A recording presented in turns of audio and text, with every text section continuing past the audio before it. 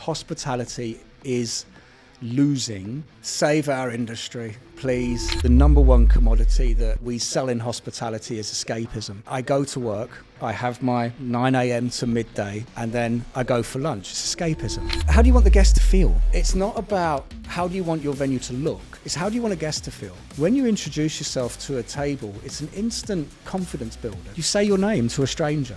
You know, there's a psychological thing happening there. No one likes public speaking. It's horrible. You know what I mean? What advice would you give to anyone who is wanting to start their journey within service and hospitality? It's all about people. What do people want? What do they do? Why are they here? Why did they come out? And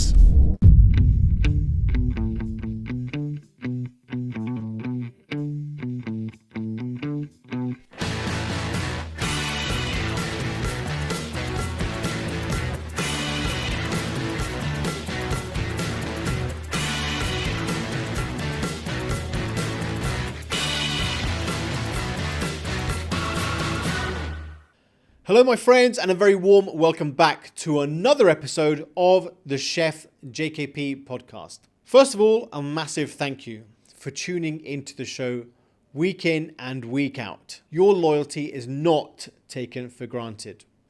I'm eternally grateful that you watch or listen to us whilst driving, in the gym, or wherever you are. Thank you so much for bringing me into your lives. I hope that what we do here truly makes a difference, and I mean that in every way possible. Well, before we dive in, if you haven't already, please do not forget to hit that all-important subscribe button on YouTube or press follow wherever you get your podcasts, as it helps us to grow the show. We can keep on bringing you the most fascinating conversations with the most fascinating guests. That's all I'll ever ask. Well, who is today's guest?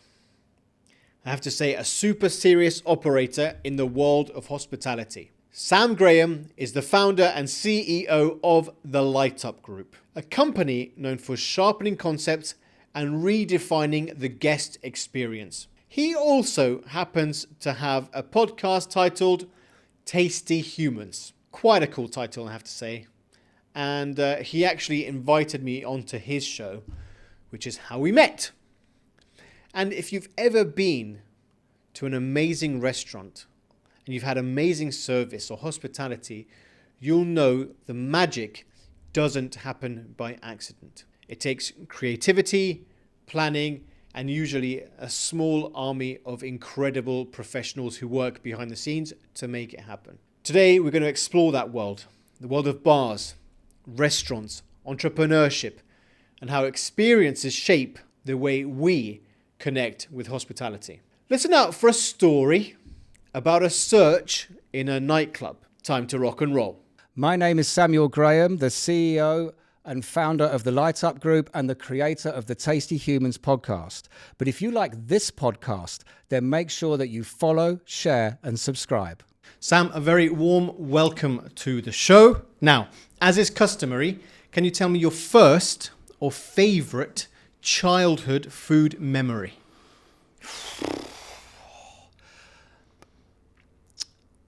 I would have to say, if I go right back to, let's say my earliest memory, I would have to say that my real mother doing bacon on toast and cutting it up with a pair of scissors into squares, and me eating it with a fork and absolutely loving it. Nice. I think that's the first moment where I realized that food was really good. Lots of umami going on already. Yeah. I'm picturing it, and with textures and tastes and things like that. Yeah. So, okay. And how big was the family? There was only four of us. Mm-hmm. I think, like I say, I mean, early stages of my life, my dad, his job was to he worked a lot going away. He was a cargo surveyor, so Right. sort of every week to 10 days he's out the country for a couple of weeks. So it's very much like me, my sister and my mum.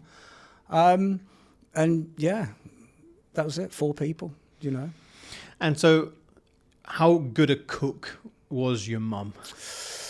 See, that's an interesting question because I was a really fussy eater. I remember not liking many things, and so I think that I think she was probably an amazing cook, but I limited the options, you know. And you're older or younger sibling? Older. You're the oldest. No, I was the youngest. Are you the youngest? I was the youngest. Okay. Yeah. And sister? 2 years older than me. Okay. So both of you, who was the more responsible? And was it your sister, or were you more of the? Oh, my sister. Yeah. Yeah. Okay. So then, what were the sort of types of food, apart from that amazing sandwich, by the way? What were the other types of foods that sort of were quite prevalent in your household, or when you were with your mates? I mean, we were talking about the 80s. Do you know what I mean? That's sort of like sort of my first sort of. So essentially, when it comes to my family, so I think the important thing maybe to show me is my mum passed away when I was 10 years old, and then the family got a lot bigger. Do you know what I mean? And that's where my stepmother was much more of a cook and introduced me a lot into cooking. Right. So I think that the first sort of stage, in the 80s, it's all sweets. Me and my mate sweets. You know what I mean? I think one thing that springs to mind was when Mars brought out a king-size Mars for the first time. I thought all my Christmases had come at once because it was about this big. I mean, those they were bricks. I remember when they came out, and they were like monsters, man. Yeah. I mean, to get through one of those was a feat in itself. Yeah, I was doing one a day. Yeah. Was, after school, king-size Mars. Yeah, it's mental. Okay. So if you talk about then your teenage interests at school, what would you say you were good at? I see. School, I think, you end up in hospitality for a reason. School, I wasn't overly enthusiastic about it. I didn't really enjoy the classroom kind of situation. I think that on a day-to-day basis, I was interested in art, craft design technology, as we called it, CDT. I was interested in home economics because it was about cooking. I was into sport. I suppose the subjects that I really paid no attention to, history, geography, the sciences, I never really sort of wanted to do any of those. Maths I was really good at. English, I was okay till I got expelled from one of my GCSEs. So why did you get expelled? I was cheating. How were you cheating? You really want to know? Yeah, no, 100%. Okay, so you get 6 weeks off, school holidays, and they gave us a big assignment to do: read a book and write an essay on it. Of which, like many kids, I was just like, yeah, okay, whatever. I found it really boring to sit and read books. I didn't have the concentration for it or the focus. And so what I did to a friend of mine is I said, look, can I borrow yours? Do you know what I mean? He said, well, I've handed it in. And then essentially he said, well, if you can get it, then you can. So essentially I broke into the classroom, into the cupboard, found the file, took his out, took it home, rewrote it, and I actually got caught putting it back. Oh, no way. Yeah, so close. Yeah, it's like, it's like I broke back into the classroom and I actually got it back in the file and I turned round and the teacher didn't follow me, it came in for like their reasons, and I'm standing there and my world came crashing down around me at that point. Mama. Yeah, that was not fun. Yeah, okay. Can't believe we got to that story. But that's, do you know what? But that's really, what did that teach you? So what happened next was obviously, everything went nuclear and parents are called in and my dad and my stepmom are there in the headmaster's office and I'm really not trying to be clever with this kind of statement, but it was like they were interrogating me as to what happened. And I turned around and I said, they were saying things like, it's almost word for word. And I'm like, yeah, but it's about the same book. Young, I think I was about 14, waffling out some sort of excuses and stuff like this. And the thing is that they told me to go stand outside. And as I was leaving the room, the headmaster said to my dad, he goes, your son could talk his way out of a murder rap. and so I kind of realized then that I had like a possible skill in talking. It kind of, I got in a lot of trouble And I can tell you now that I really do regret it. And that's not me being on camera saying it, because I failed all my GCSEs. And at the time, you think it's cool. And then I look back at it and I'm like, you idiot. I don't look at that as a cool story to tell. There was that moment that I felt that talking and using my voice and that is something that I should look at possibly doing. But it definitely taught me at that moment, there's a line that's been drawn. I didn't get expelled. I got actually expelled from the exam itself. There was a GCSE, which was English literature and English language, and I was expelled from English literature. And luckily I didn't get expelled from the whole school, because if I had, I think that would have been quite a nasty turning point in my life. So for people who don't know, GCSEs are the sort of exams that you take as a teenager in the UK, basically to sort of see whether you're going to get into college or further education or so on and so forth, right? But, I think that's quite a cool way to segue into later down the line, the different skills that you would have acquired in order to gain from a very painful lesson, of course. But also I think it's quite a valuable lesson to learn at quite a young age, Yeah. Not something that, of course, not something that you're proud of, but it would have taught you several things. I think that, in reference to what I said earlier on about my mother passing away, that happened like 3 or 4 years after that moment. And I think the bit in between, I was very, I don't really care. Do you know what I mean? Right. I don't care. Right. I don't care. I wasn't violent or anything like that, but it was very disruptive. So I was like, I don't care about school. I don't care about grades. I don't care about, you know what I mean? And there was a lot of those moments. And I think that one moment was like, stop it. Right. Do you know what I mean? Stop it.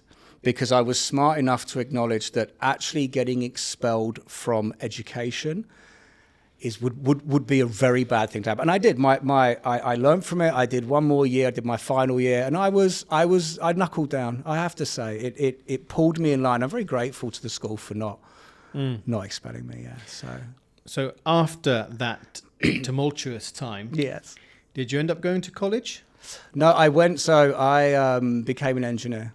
So because I liked art and craft and stuff. I don't know. You did something called work experience in the second to last year of school. You did work experience where you go and work in a different, and I ended up in an engineering firm.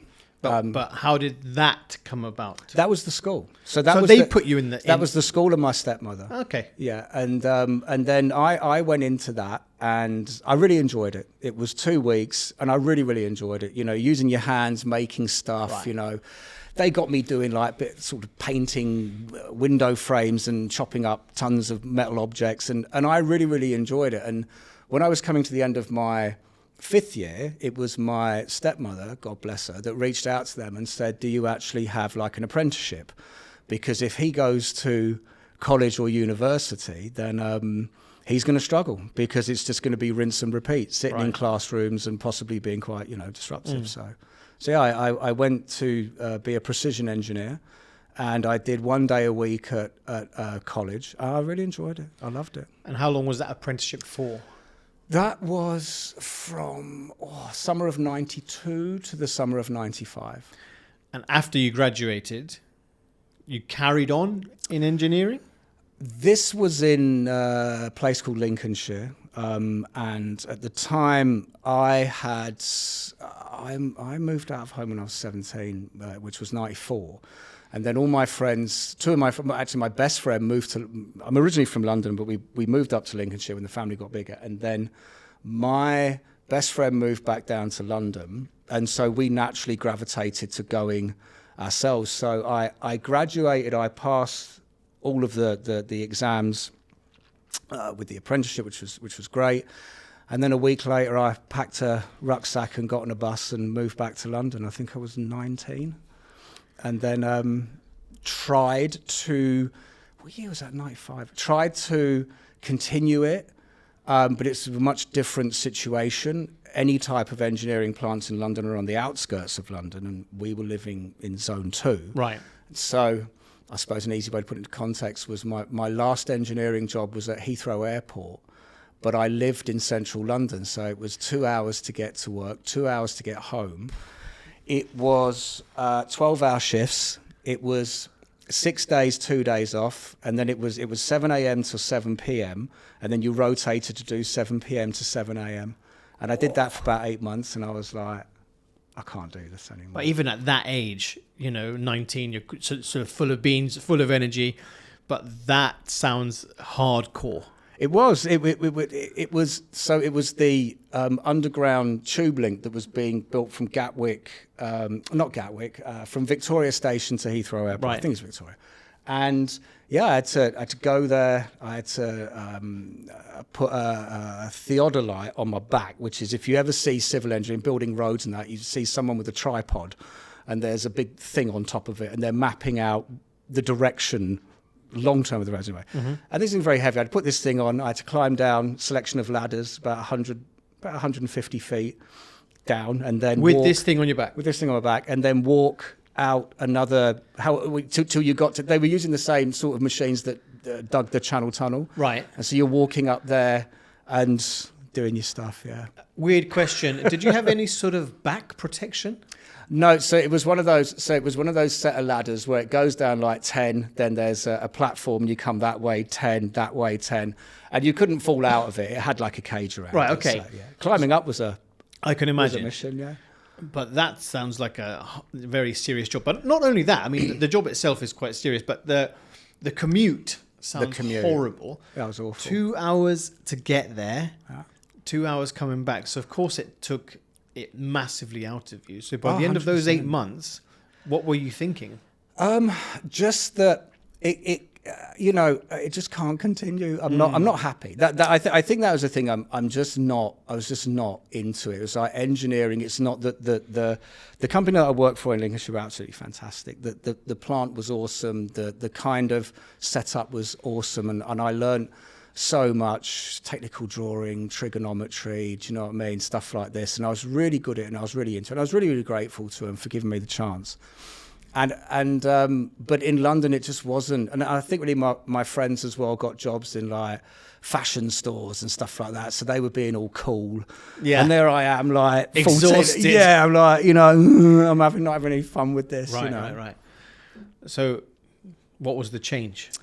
So my sort of, I would say my inspiration for hospitality, as cliched as it sounds, was in 1986 when I saw the film Cocktail with Tom Cruise in. And actually, I didn't see the whole film because I was young and it was a 15 certificate. But my dad said, come and watch the bartending bit and where they flare, you know. And I looked at that and I just thought, that's really cool. That is really cool. That whole standing behind the bar, entertaining, throwing bottles around, which is super dangerous. It was the hippie shake. They used the hippie shake song, and I just thought there was a moment in me that went, I want to do that. And I remember learning to juggle, teaching myself to juggle and stuff like this, and it was always chipping away that I wanted to be a bartender, and that was my thing. I ended the engineering. I was mowing lawns for about a month, just trying to get money. Yeah. And then I got a job in a pub in the Sussex in Leicester Square in early '97. It didn't pay me a lot of money. I was so happy. I was so into it. It was awesome. But were you happy because it involved people, or it was because you were finally almost living out that dream, if you like? I think it's because it involved a lot of people. It was super busy. I was finally working in the West End of London. I felt like I was doing something cool. I found the coordination of being a bartender relatively easy. I completely thrived off the attention that you get as a bartender, where they can't get any. It's not like being a waiter, like they can't get anything unless you give it to them. So there's so much banter, and again, I was only 20, but I loved it. I absolutely loved it. But I think it teaches you a lot about people, yes, as well, 100%. Right? From a service point of view, and also, I don't know, when I first started working in pubs, I just remember, the attention was cool, but also dealing with all the things that happen with alcohol, people who were leery, people who were impatient, people who were clicking their fingers. They were my favorite, by the way, people clicking their fingers. I would serve them half an hour later. Yeah. It was like that. But also, then you enter the world of serving food, understanding, even if it's just basic pub food. Yeah. So how long were you in that pub for? I was in that pub for, I can't believe I'm telling these stories. I was in that pub for about 5 weeks, and then I got sacked. But again, what happened? I came to work drunk. Okay, but it's normal, but not normal. Yeah, if you know what I mean. But so the thing is, I came to work drunk. They walked in, they just went, no, no, go away. Okay. And I was like, okay, fair enough. But the thing was that it had got me. I was like, yeah, I want to do this. Okay, this is what I want to do. So you were hooked? I was hooked. I was like, yeah. And the next thing that happened was I was looking through the evening newspaper, which in the UK back in the mid-90s in London, I can't remember what newspaper it was, but that was where hospitality jobs were listed. And I was like, I want to be a bartender. And then in there was advertisement for the Rainforest Cafe that was going to open in June 97. And I applied for a bartender. They had a huge open interview process, and I didn't get bartender because I didn't have a lot of experience. They wanted TGI Fridays and Hard Rock and stuff like that. But I was one of 3 people out of 200 that was hired with zero experience being a waiter, and they gave me a job as a waiter. Yeah. But that was because obviously the way you came across, you loved hospitality. So that was because of honestly, this is a funny story, but it's his name is Roberto. He's Italian, and I owe my entire career to this man. Do you know what I mean? Because they held a big open interview. So you walked in, tons of chairs, this and that, sit next to each other, and there was a very small stage. And then they gave everyone this piece of paper, and it said, most embarrassing moment, favourite song, this and that. And then they brought... but you had to say all this in front of people? Yes, so what happened was they said, right, you and the person next to you come up to the stage, and I was sitting next to, I didn't know about this guy before, didn't know anybody, do you know what I mean? And then you had to give your paper to somebody else's and vice versa, and then you had to stand up on stage with a mic in front of a microphone and then read out about the other person. And so what it was a personality test. It was a confidence test. It was like, how are you going to perform in front of customers? Because the American theme restaurants of the late 90s were all about show. It was all about American service, which is loud and in your face, and I'm there, And he didn't write anything on there, And I gave as much content as possible. I was like, this is really messed up. I'm going to give you as much as you need. And he didn't write anything. He was quite miserable. He was a good friend of mine afterwards. But so I got slightly, I suppose, annoyed with that. And I stood up on stage and I just ripped into him for being Italian, Italy as a football team, stuff like this, his appearance. And then I went through 2 more interviews and they just said, yeah, we'll take a chance on you. Because I think they could see my ability to talk, as I alluded to possibly earlier on. I think that's quite an interesting way to carry out an interview process, though, isn't it? Because if you think about it, you're absolutely right. I mean, as a waiter, barman, whatever, you're still performing in a restaurant, whatever context that might be. But also quite scary if they don't tell you that in the beginning. Yes. Incredibly unnerving. How many? So you said 300 people? 200. So I went on to find out that out of 200 people, I was one of 3 people that were hired without any previous experience. Which, funnily enough, at the time I'm like, yeah, it's me, like this. Now had my career. You look back at it and you think, oh my God, like they really took a risk, Yeah, and also it was a pre-opening. It's pre-opening, yeah. And quite a big one. Massive one, yeah. Yeah, the rate, because at that time, you know, Planet Hollywood was pretty big. Hard Rock was big, but there was that was like the thing that was happening in London. You had Fashion Cafe, you had Sports Cafe, you had Rainforest Cafe, you had Planet. So that was when that theme restaurant thing was booming. Which, funny enough, you look back at it now and sort of people sort of laugh at it, but at the time it was huge. But that's the thing. At the time, it was huge. Yeah, So within that experience, you started off as a waiter, I did. right? How big was the menu? God, I mean, it was so. It's funny. It was a really, really big menu. I mean, it was one of those big plastic things, folds out and then folds out, and then you must have had, I don't know, 12, 15 starters, 30 main courses, all of different stuff, desserts. You had to do the daily special, but of course, because of the American training, we had 2 weeks of classroom training. You had to pass. You really had to study, and I actually really committed to it. You know, which was weird if you think about my performance at school. I was just really into being in the environment. But I think what's also quite cool is that you learned the lessons from the Sussex, right? So the pub. Yeah. You obviously didn't want to go back into the tunnels. No, right? I like the way you say the tunnels. You know, I didn't want to go back down the tunnels. Because it's miserable. You know, Yeah. you're doing that sort of commute, so on and so forth, and that's no disrespect to the job. But you wanted to be in an incredible, vibrant atmosphere. 100%. Right? Yeah. So when it came to the actual opening day, Yeah. how was that? It's great. I mean, I think I look back at it and I think the thing that I really took to was that, as I said, I came out of school and went straight to work. When you do like an apprenticeship and you go to university, college and everything, you only go 1 day a week, you don't really make friends. You drop in for a day, you drop out. So you know, I had no social scene. Right. In the college I was actually in. I was going there, I was doing this day, and I was coming back.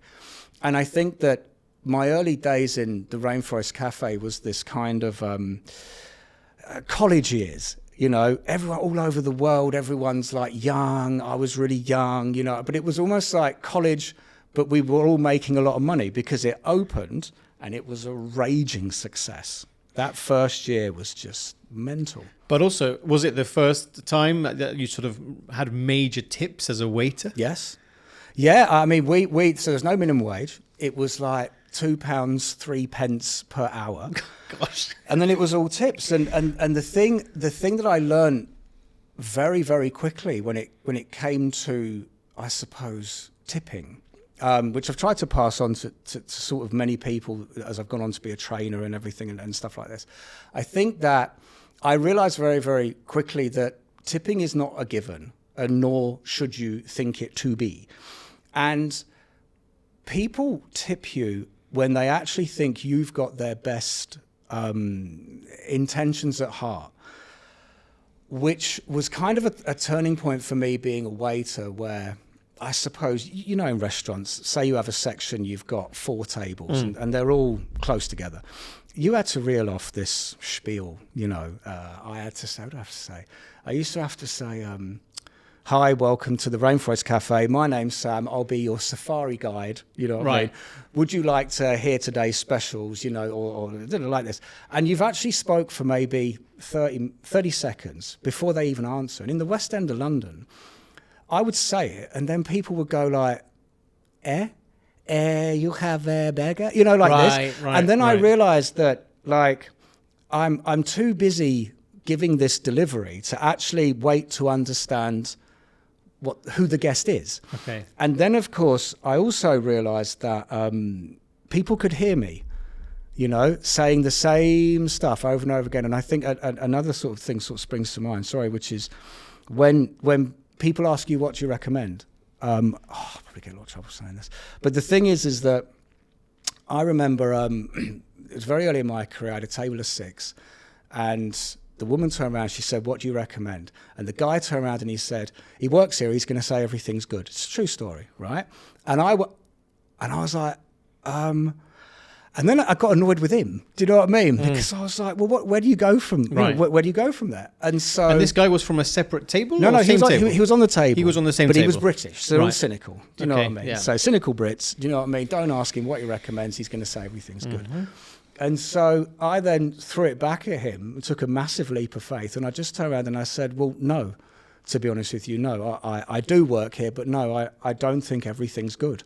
And then they looked, right. And they looked up and they went, what do you mean? And I went, look, I don't like this one, this one, this one, and this one, because I'm not a big fan of cheese. So I was like, I don't like those.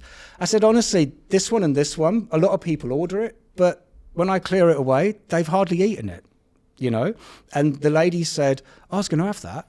Thank you. She said, what do you reckon? I said, well, listen, look at where I said, this is good. There's a rib, steak, burger. So you're not going to go wrong with this stuff. And that's where it switched into me giving them my honest opinion.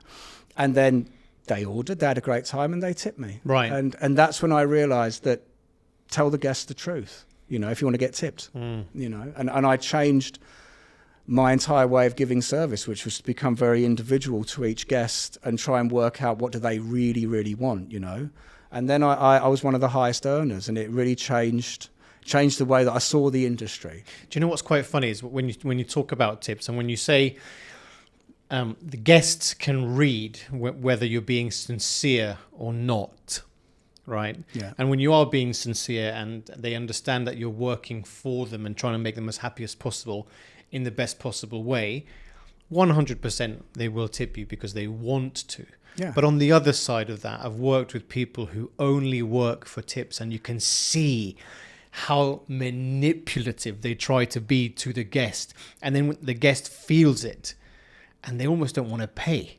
Yeah. Purely because this waiter or waitress is only trying to do everything possible to work the tips. And it's quite unpleasant at times. Yeah. And I think that the problem is that if you're working for tips, you can't predict what's going to happen. You don't know what tables are going to come in. You don't know who's going to be in your section. You don't know any of this. But I've worked with so many people when I was a waiter and in my early days in management, where they come into work and they actually are already stressed and they're saying, I need to make like £50 in tips tonight. And within the first 2 hours, they're nowhere near where they want to be. And now they're starting to get annoyed. But that affects their service. So they get more and more frustrated throughout the shift. And the service is getting worse and worse and worse. Hence, you're not getting tipped. And so me and I suppose if I sort of take a step back, me and some of the top earners that I've ever worked with never had that thought, never had the thought, give the service, make it personal. I worked in Planet Hollywood for a long time after Rainforest, but in an environment like that, you are allowed to pretty much do and say what you want. Some of the stuff I've said to guests is like, as a waiter is crazy, but it's the fact you were allowed to really express yourself and be entertaining. And then, of course, they really do respond. They tip you because they have, you have to make sure that you're not some sort of clown that's interfering with their night. But if you can make their night more special, a little bit of fun, a little bit of banter, connect with them just a little bit. If a family has kids, just take the kids away for an hour. Parents will just, entertain the kids, laugh at them, give them this sort of stuff. And that's what I think a lot of people did miss. They were there just for the money. But I realized, and I still believe it now, if you focus on, especially in hospitality, if you focus on money, you're not going to get it. You have to focus on service and atmosphere, and then you get a much better response, I think. Tell me about Planet Hollywood. You obviously you did this huge pre-opening. Yeah. Sounds like you were quite successful at it. Yeah. And then when did the move come?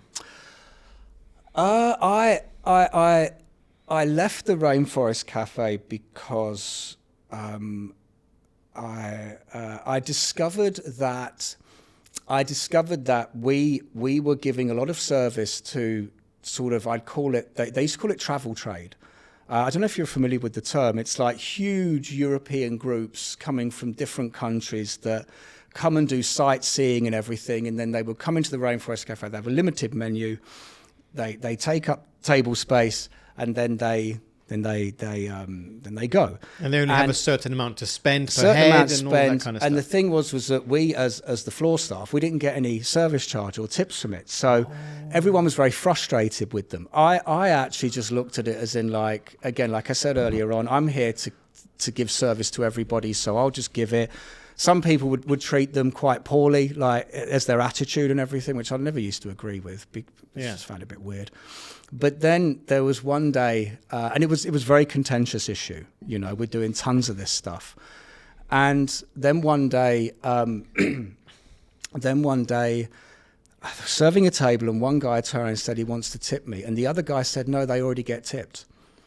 And I was like, "What do you? No, we don't." And they went, no, you don't. I'm like, I'm the organizer. I've got the contract. Pulled the contract out, and it said that a 10% service charge was included in every price, which we weren't getting, and the Rainforest Cafe was keeping. Right. Now, I don't want to sound slanderous or anything. You know, maybe it was a management decision. I don't know, but it was definitely true. And I just said, and I found that to be immoral. And I was like, no, I can't do this. It kind of damaged that illusion. I'm that type of person where I kind of buy into it and I'm all in, and then there's like a jarring moment and it kind of makes me go, no, this is all. And I resigned. And Planet was next door, and I'd gone to work in a coffee shop for a while, and that's when I realised I needed a certain thing from hospitality. I didn't just want to give people, you know, cups of tea. And then I went to Planet, and they hired me straight away. And it was a big change. Planet was. So would you say that was more kind of a nightclub based Planet Hollywood? No, it was a lot more fun. And again, I had to take 6 exams to be a waiter. I found that to be very challenging.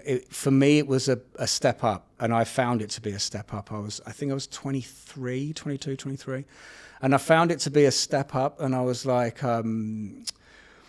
They even said, and I still tell these stories now, and they even said, I think there was like 6 or 8 of us in orientation, and they said at the end of the first week, they said, not all of you will be here next week because you won't make the grade. Sounds like the SAS. It was hardcore. Man. Yeah. And the thing was, they were right.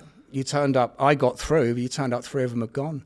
And it was this really militant training in how you write in your server pad, and how even as a waiter, they're like, here's all the cocktails, and like you have to know them, and you have to write the spec sheet test, and you have to get 98%. And I'm pacing up and down my bedroom, memorizing the cocktails over and over again. And they drilled it into you, but then you had such confidence in your product knowledge that your service was so personality driven that you could just, and I've never really experienced training like it ever again. That sounds amazing. Yeah. In a way, from a service standard perspective. And I love how you say militant, because I think that's the only way to get service done in a way, if you want it to be impeccable. And obviously, at that time, what was the number of volume or guests that you were dealing with? Planet London was, super busy on the weekends. I mean, I don't know the exact figures, but it was a 335 cover restaurant. I believe it was 235 covers upstairs, and they had the VIP room. Downstairs there was a cinema inside Planet London in the basement. You would, if you did a double shift on Saturday, you're easily turning that restaurant every 1 hour 15 minutes.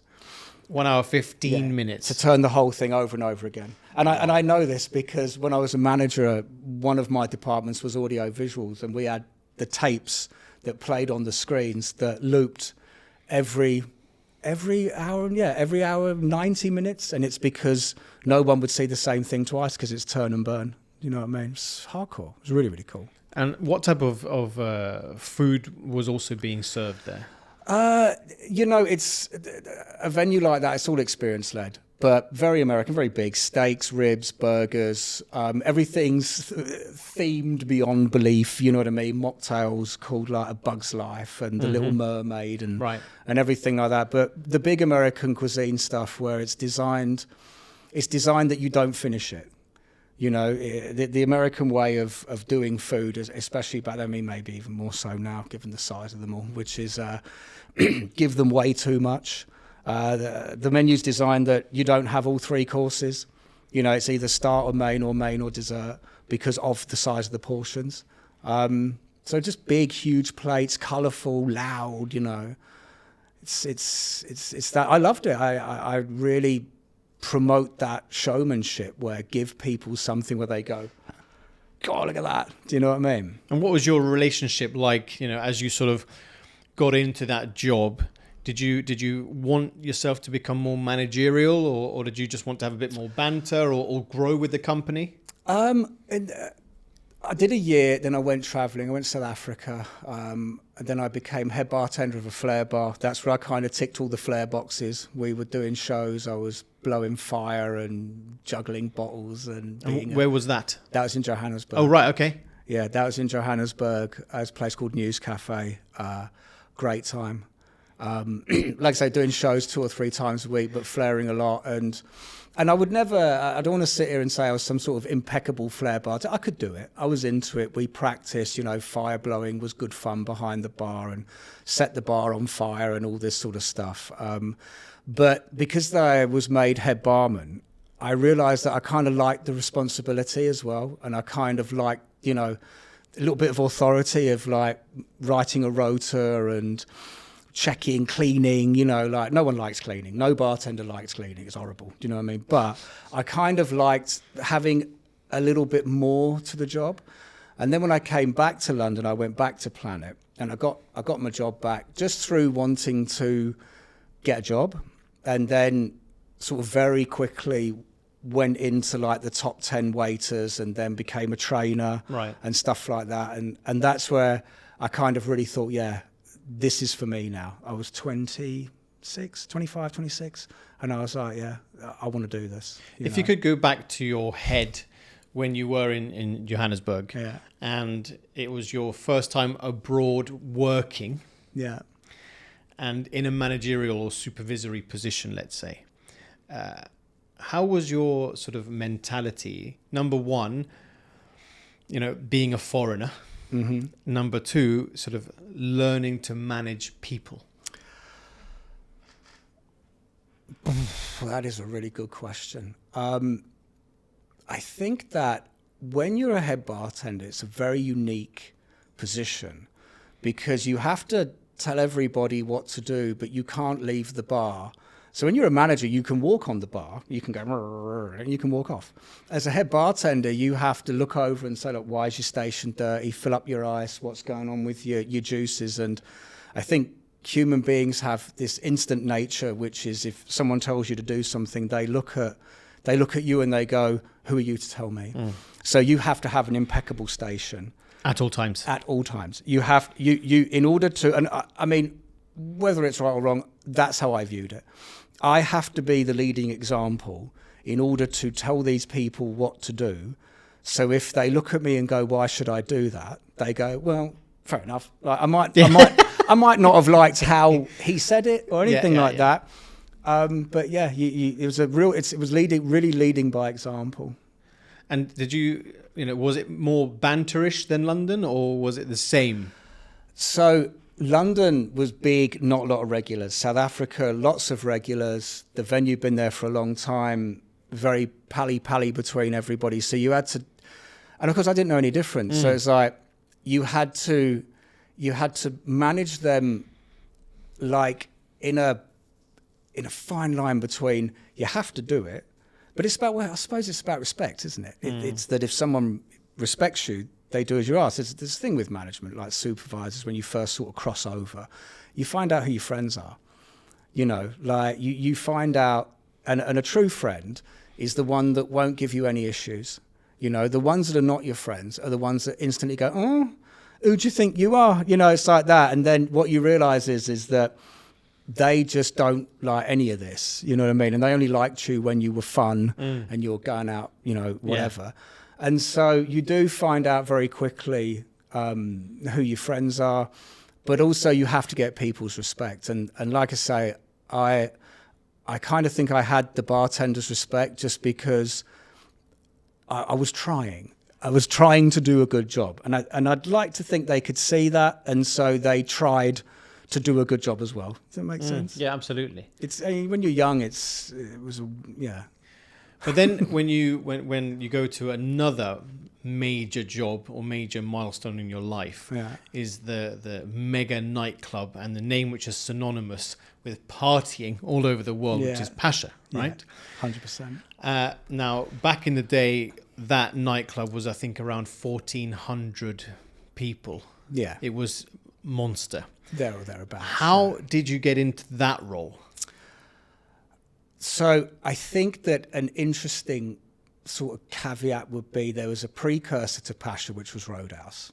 And I would never have been able to have managed Pacha if I hadn't been front of house manager at Roadhouse. And the reason for that was when I went into Pacha, it had been raided by the police, and it had been shut down a month before I got there for organised crime and other bits and pieces that happen in Ibiza-style nightclubs. And that was in the end of 2008. In 2004, when I became front of house manager of Roadhouse, there's a very, very unfortunate situation where 2 months before I got there, a customer had been killed on the door. And I won't go into any of that, but it was a very, very serious thing to be happening in a club that's a rock and roll nightclub, very notorious, super busy. I was super proud to get the job. But we had this court case looming over us. We had to sign NDAs, and you had to be very, very careful about what you were doing. And the reason being is that it coincided in a moment in the UK where they changed the licensing laws, where it went from, if people got drunk and did something bad, it's their fault. I'll give you 100 tequilas, who cares what you do? They changed it into who gave you the drink, were they acting responsibly? When they brought in the personal license and everything like this. So I suppose in one way it was like my job was to eject people from the club without fight starting, which was extremely difficult because the amount of abuse that I suffered, standing on the door, telling people they couldn't come in, it's where my people skills really sharpened into dealing with something very, very serious, And there were numerous occasions in Roadhouse where I've had to talk guests out, and then just, doorman couldn't react, you couldn't, because what was happening, the case was trying to prove that the venue was really irresponsible, and the condition the guest was in was how it resulted in what happened. And the case was acquitted, and it's terrible for the family. It was really, really awful. But the thing that it taught me as just a department manager was nightlife. With it's not all, it's not hands in the air. It's controlled chaos. And when things go wrong, they can go really wrong. Do you know what I mean? In a way that doesn't happen in a bar or a restaurant. So I think that, like you say, to answer your question, fast forward into Pacha, I left Soho Clubs and Bars in Soho, and I got recommended to Pacha from the door company. And so I went in there, and it was explained to me the situation. And so from the word go, I'm managing Pacha, but there is a very, very serious court case going on with Westminster Council that we had to manage. Can I ask, Sam, in terms of... So there are two teams that you have to be sort of one team is definitely responsible, which is, let's say, your bar team, front of house team, let's say, but you also have to be quite pally with the bouncers or the door team, especially the head doorman, right? So when you're a newbie, right, how did you manage to get everyone on side with you in order to make sure that it ran as smoothly as it possibly could? Because it's not an easy one. No. So so what happened on my first night at Pacha? So what happened on my first night at Pacha is that I really didn't know what I was doing. I'd never run a venue of that size or scale. They had this problem, and I remember sitting in the office with the area manager of the security company, and he said to me, and I suppose the thing that's important to understand is that the club doesn't employ the doorman. They don't work directly on the payroll of the venue. They are after what happened with the raid, in order to reopen, the terms and conditions from Westminster Council was that the door team has to change and the manager had to change. Right. So it's like, but the door team were like a subcontractor, if you like. So the door team are a subcontractor and they write their own reports and they submit their own reports. So you can't tell them what to do, you know. And so essentially what happened was that I came in on this first night and the area manager, he said to me, you know, what do you want out tonight? And I was like, listen, man, I knew him a little bit. I said, listen, to be honest with you, I'd like every problem conceivable so I can actually come to terms with what's happening here. And that's exactly what happened. How I got the door team, this is a true story, word for word. It's hectic. But the thing that happened was that we had the raid court case to think about, and I had to prove that I was taking this very seriously. And they had undercover doormen in there trying to spot drug dealers. They had, you know, this was the nature of what was happening. Right. I get a call on the radio, can I come to the office? And I go inside my office and there's a guy in there in a wheelchair, okay? And there's 2 doormen in there. And they said, this guy's been going back and forth to the disabled toilet. We think he might be carrying stuff, you know? And so my first reaction was, you know, and look, you know, life's hard enough, you know what I mean? Like, but then I realized that I didn't know anybody. I'm like, this is a moment for me to put like a marker down. And I turned around and I said to him, you know, I'm Sam, I'm the manager, you know, like this. Did you? No. And I was like, okay, you sure? And he said, yeah. And I said to him, you can tell me. If you tell me, I'll let you go. If we find anything, you're going to be in a lot of trouble. So he's like, no. And I said, okay. And then I looked at him and I'd looked at the doorman and there was my office chair was there. And I said to him, get out the chair. Like this. And so he maneuvered himself over and moved his legs over. And inside, I'm like, what are you doing? Do you know what I mean? And then I said to the doorman, I was like, you know, I was being really harsh. I was like, take the chair apart. And so they start dismantling it. They open the Velcro pouch at the back. I feel very difficult saying this on camera, but they opened the Velcro pouch. They took out a bottle of vodka. You know, I slammed it down on the table and I was like, what's this? And he's like, no, you know, and I'm like, listen, you know, we're all, you know, mates. Do you know what I mean? Then the doorman turned around and he said, I think he's got something on his leg. And it was his, I don't know, I always mispronounce it, catheter? Yes. So I was like, take that off. So he took it off and put it on the table in the office. And then I was like, so you haven't got any? No. And then I looked at the doorman and I said, strip him like that. And at that point, he confessed everything. And he went, no, like, okay. I brought it in. I had it. My friends gave it to me. We knew you weren't going to such this sort of thing. And they you know, he admitted it. And then I realized being very genuine and I was like, okay, cool. And then I was like, fine. Put yourself back together again. I actually radioed the head busboy to come in and assist him. Right. Okay. And I said, go and enjoy yourself, but tell your friends, you know, you don't muck about in here. And the thing that then happened, first night, the thing that then happened was the doorman went and told people what this new manager's just done. And I went to the front door and the head doorman came up to me, this brilliant guy, his name was Paul Dewberry, I had a great time with him. And he looked down at me and went, you don't mess about, do you? And I looked up and I went, no. And that moment was when everyone took me very, very seriously. And I got a lot of respect from that door team instantly. And then we went on and we did clear up the problem and we came out the court case. But I could tell 1,000 stories about being in a nightclub with doormen, and there's a big mutual respect that has to be developed where there's so much trust you have to have with a head doorman. You know, so yeah, it's a very. The reason why I'm asking. Go on. The reason why I'm asking is because I save these stories for people like yourself. Yeah. Is that during my college 3-year management degree, yeah, I thought, what is the best possible job I could do to go out with my friends and have a job at the same time? So I became a nightclub doorman. Really? Yes. One of the best. What's wrong with you? So it's one of the best and worst decisions of my life. Yeah. But it's just interesting because I get it. I understand. Yeah. And also dealing in the service industry, because it's still a service industry, a nightclub, whether you like it or not. all of us, as in like the manager, the door team, the waiters, the busboys, whatever, you're there to make sure that everybody has a good time. Yes. And you're also there to make sure that you look after them.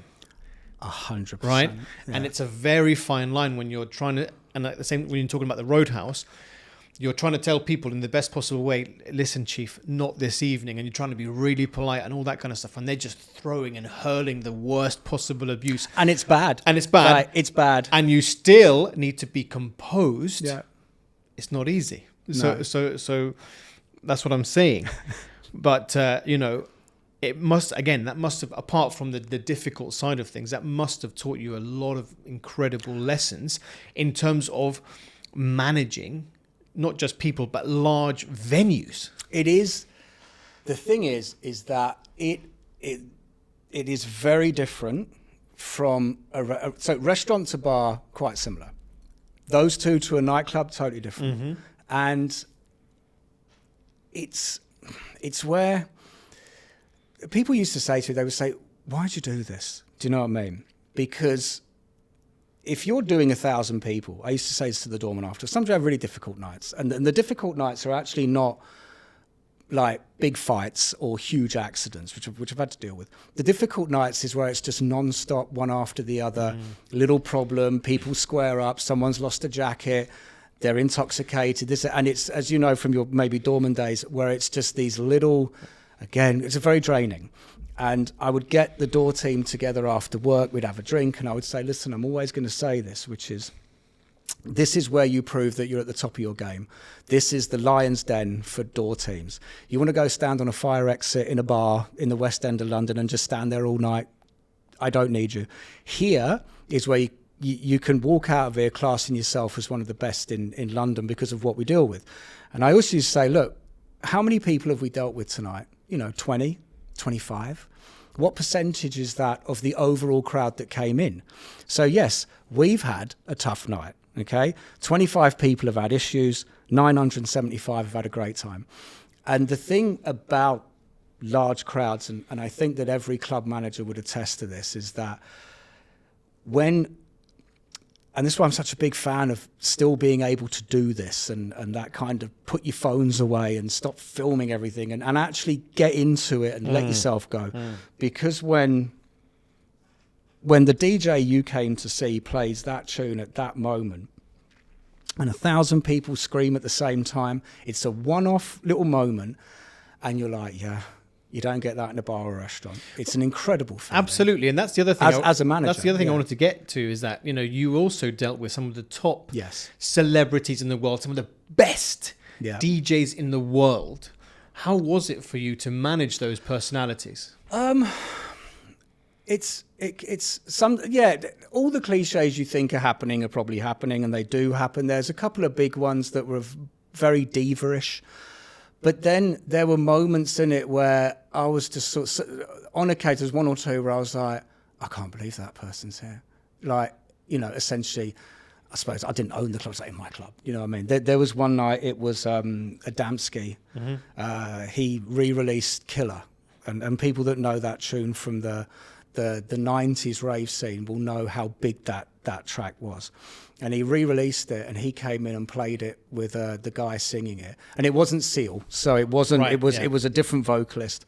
But there was part of me where I was like, "That's Adamski." Do you know what I mean? Playing Killer. Yes.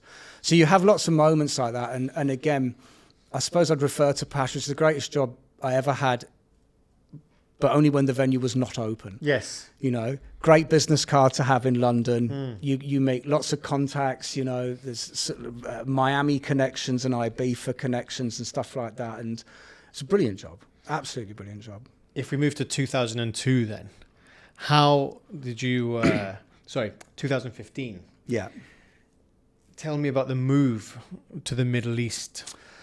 So I came out of Pacha and then there was another venue that had got serious licensing issues. At this point, I've become known as a bit of a fixer. So I went into that one. That same situation, raided, shut down, this and that.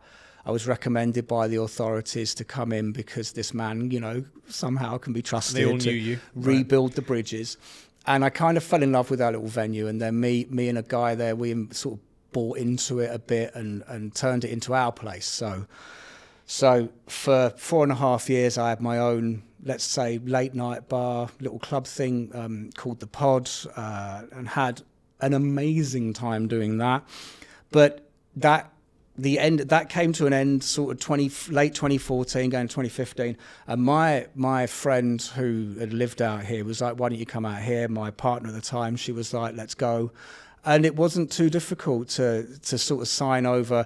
I'd got back every penny I put in, right, and tons of memories. And I was like, yeah, I don't want to be in the UK anymore. Nightlife has changed too much. It's kind of not, but maybe I aged out, to be honest with you. I was like 38. And then, started looking for jobs in Dubai, knew a few people here. And funny enough, Jumeirah came along. And I didn't know anything about Dubai. I didn't know anything about Jumeirah. But when I saw 360, I was like, really? You know what I mean? I've come out of a basement in West London doing, drum and bass and R&B nights, and suddenly I'm being offered a rooftop next to Burj Al Arab. I was in awe. I don't think there's a word strong enough for being in awe of the venue. I was like, yeah, unbelievable. Yeah. But when you got the job, and it was an iconic venue, 360.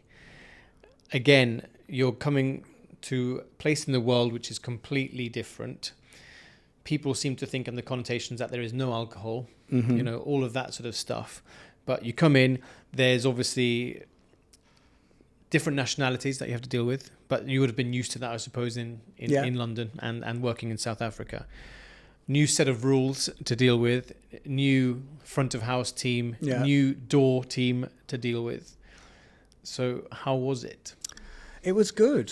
I think the shock to the system in the beginning, working in a hotel, coming out of probably what you could refer to as like the most independent side of independent hospitality. So when you have your own place, it's your rules, and then you go into Jumeirah, and the rules are the rules. The rules are the rules. The rules are the rules, and I think that was the biggest culture shock. Was I completely understood corporate. I'd done corporate P&Ls. I understood all of that. So I kind of got back into that. I was really keen to get back into that side of it, a lot more professional, a lot more structured. I sort of craved that. I was very glad that it closed at 3:00 in the morning, and we weren't 5, 6 a.m. and stuff like this. But definitely the rules, as in sign-offs, purchasing. You come from a world of open the safe, take the money, go buy it, bring a receipt, into raise it on the system. It has to be approved by 4, 5, 6 people, and supply chain and everything like that. But I was just really blown away by Jumeirah Beach Hotel. I couldn't believe it. I couldn't believe where I was working. 360 was at the end of the yacht marina. I'm getting a buggy. I'm driving out past these multi-million-dollar yachts. Part of my package was I got free food, free food in a selection of JRG restaurants. I was working for Emma Banks, who I didn't realise what Emma went on to be. It was absolutely fantastic. One of the best operators I've ever worked for. We sort of wonderfully bumped heads a couple of times, the southern guy and the northerner. And we had but I loved the whole process. 360 was amazing. Can I ask, Sam, back then, compared to now, it sounds like a bit of a silly question really, but how was the dining landscape back then compared to now? That's a very good question. I think that everything has expanded quickly.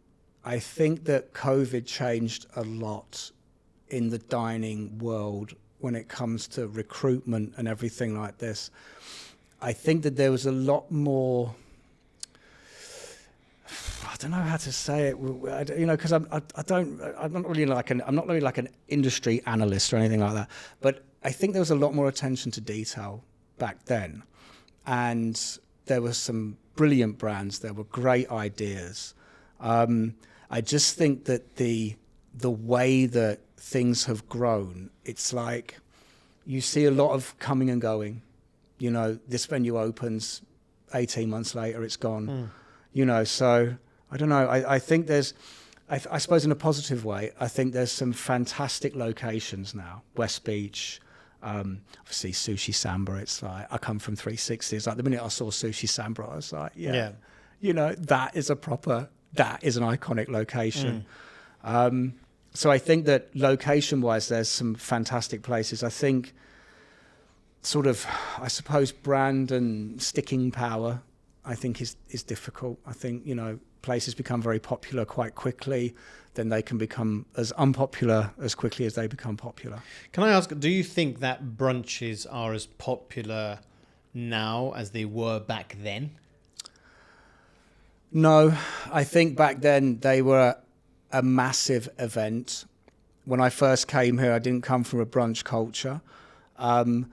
But they were a huge event. Like brunch was a real thing, you know. Where are you going? Have you been to this one? Have you been to that? Huge sense of occasion with brunches. You know what I mean? The way that the food's packaged and the entertainment's packaged, and you know, you're going here, now we're going there, and now it's brunch.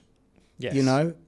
So I think it's lost its pizzazz. Pizzazz, yeah, definitely. Yeah, I think so. I mean, I do agree with you. I think it used to be this wild kind of monster in a way, and people would, I mean, lots of venues throughout the city would try and really outdo each other in the best possible way, the biggest this, the best that, or you know, all of that kind of thing. But it seems to have really fizzled down. But and again, I don't know if that's a good thing or a bad thing, but it does when people say, "Oh, do you want to come to brunch?" It's not like a big deal anymore.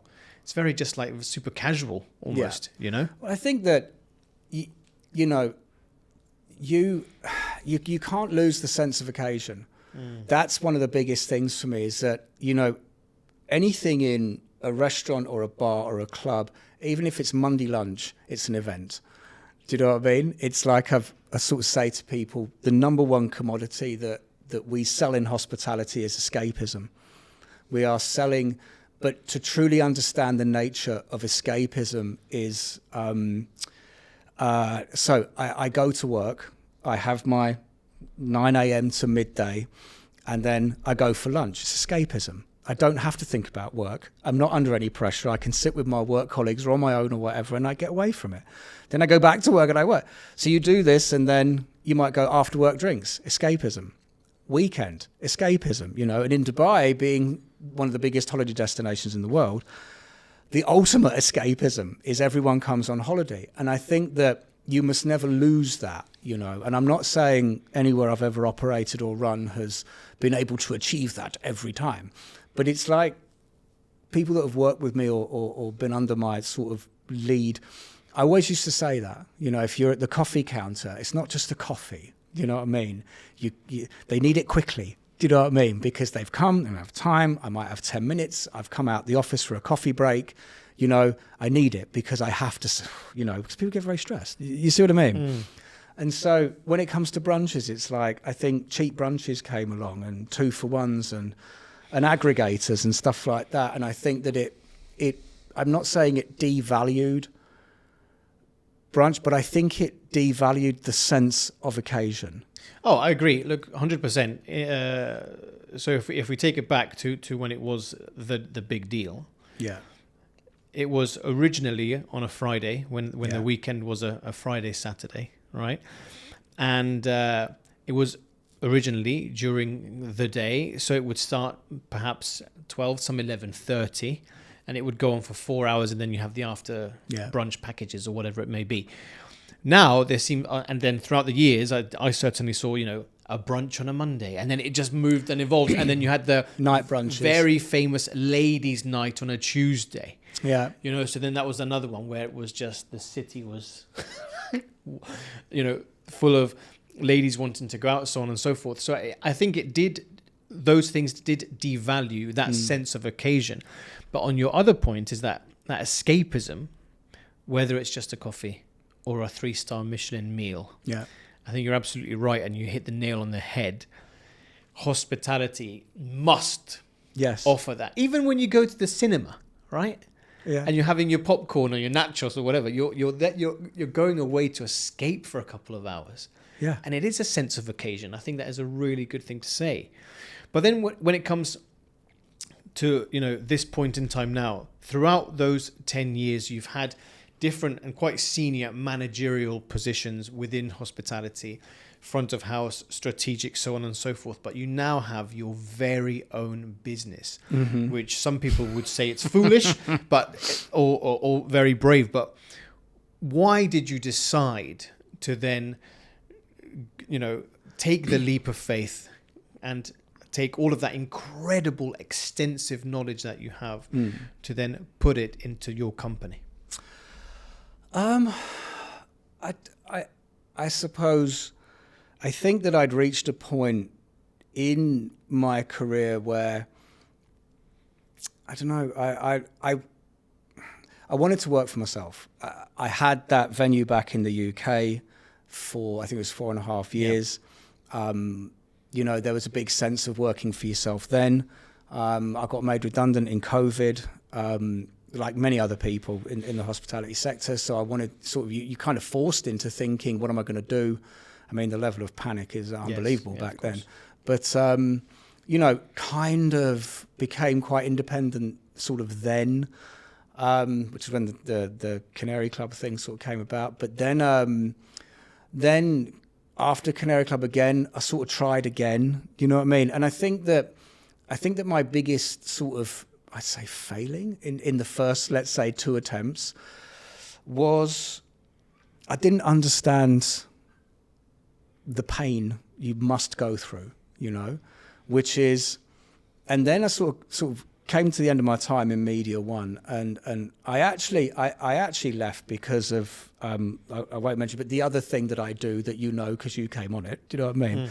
But I left to really explore that, and also to do consultancy, but it was like when I left, somebody said to me, "You're going to open your own restaurant," and I was like, "No." I was like, "Not a chance," because of the things I've just mentioned and how difficult it can be and everything. But I really came out of it with a sense of, if I wanted to do consultancy, like I wanted to help everyone improve. I think that. And it's not a shameless plug on a great podcast for my company, but it's a genuine thing, which is like, I go around, we all do it, but you go around to different places, and I just think that when I look back at the Planet Hollywood days of military training and stuff like that, it's not there. But it's not. And it's not. And the thing is that it's got nothing to do with the demographic of staff. It hasn't. There's a little bit of that. The thing is, if you don't, here's what I think people miss. And hotels miss this, and I haven't got a problem in saying it because it's true, which is you hire people from a certain demographic of the world. We notice we live in Dubai, so there's a big Asian community of staff. Okay, now there's a big disconnect because a lot of the people right at the very top are Western. Okay, and they have their restaurants. They're very passionate about their restaurants, and they're great people. But they come in and they get served, and they're like, why doesn't that waiter say, welcome to this place, it's from this, And it's like, and I voiced these concerns, I said, do you realize that if you take a step back, in a hotel where these people come from, the number one probably most, and what their packages are, and how they send money back home, and how things are very, very serious for them. It's not the same as, like the Westerners having 2 years in Dubai, like this. A lot of people are sending money back home. They're supporting their entire family. They're putting kids through school. They are paying a lot of medical bills. And when you actually sit and talk to some of the staff, you're like, wow, like there's a lot going on, behind the scenes for you. Also, how do you know how to give this service if you've never received it? So they don't come from going out every week. I went to my first restaurant with, like I said, my parents when I was 8 years old. And then you're going out bars and clubs and everything from 14, 15, 16 years old onwards. So I knew what bartender I wanted to be because you're going out into Soho after work and being served by these great characters. And you're like, I want to be like that. Mm-hmm. Do you know what I mean? And really, a lot of staff, their kind of most consistent restaurant experience is probably the staff canteen. And I've said this, and people then go, no, that's actually true. Because then they get on a bus and they go back to accommodation. And the accommodations are not great. They're not. It's true, And so how do they give this amazing personality-driven service? The thing is, you just have to slow down the training. Good training is understanding what you're saying and who you're saying it to. Do you know what I mean? And so with what I'm trying to do or do in my company is I want to try and get that message across. It's like atmosphere, lighting, music levels. I mean, how many events or nights do you go into a restaurant where the music's all the same in the background, or suddenly it's like a brunch where they suddenly just turn the music up, or the DJ just goes like that. Mm-hmm. How are you supposed to relax and have a good time when the music's just pounding in your ear, but it's, 3:00 in the afternoon, nobody wants to dance yet? So for me, there's a big element with me and what I'd like to do anyway, which is helping people look at the basics. Because again, all venues are in hotels here. How does a hotel keep their venue instead of leasing it out? Because there's always a lot of problems that can go with that. And just help people improve. I think that's the biggest thing. What's the name of the company? The LightUp Group. How did you come up with that name? I am a massive Prodigy fan, and they have a track called Light Up the Sky. And I just thought, I'm going to call it the LightUp Group. That was it. So when you were building the base of the company, or the framework of the company, what is it more about? Would you call it more gastronomy? Is it more front of house? How can you really help all of these 18,000 venues that we have in Dubai? Because the reason why I'm asking is because there are, for example, I'll give you a culinary perspective first of all. We had Bjorn Fransen on the show, and he is the only chef on the planet at the moment with 3 venues that holds 3 Michelin stars in each venue, right? So it's quite historic. And when I asked him, and one of the biggest lessons he had was from one of his early partners or early investors, and he said that if somebody steps out of line within your kitchen or is not trained correctly, it is 110% all your fault. Yeah. So if I take that theory specifically over to service, which is one of the biggest bugbears I think a lot of people have here, because of the exact situation that you have just mentioned, in my opinion, that is the key thing that we have to focus on in the city and beyond, is service. Because with the food, you can semi-get away with it, right? Yeah. But for me, the superstars of the show is always the service team and front of house. In a way, because if you're able to read the guest, if you're able to provide not great, amazing service, but just good standard of service, you've really won a lot of things over. Yeah. But what I and I'm the same as you, what I tend to find is that you have different venues throughout the country who hype themselves up, and the PR has hyped themselves up them to be like, yeah, this is the best, and then you go with a huge expectation only to be let down by the hostess saying, what do you want? Yeah. And it starts like that, right? So for me, I think it's a real key thing to have somebody like yourself that comes in, analyzes not just the service, but also the atmosphere, the ambience, the lights, the music. So what would you say are the sort of top 5 things that most venues get wrong when you look, whether it's a cafe, a restaurant, or a hotel? How can we improve this? Ambience at the very top.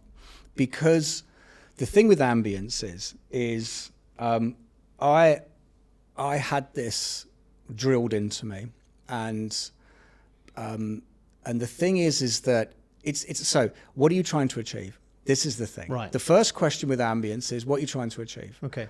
And it's surprising how many people can't answer it, you know? So That's so true, no? yeah, what are you trying to achieve? So it's like when it comes to setting an atmosphere, so what atmosphere do you want?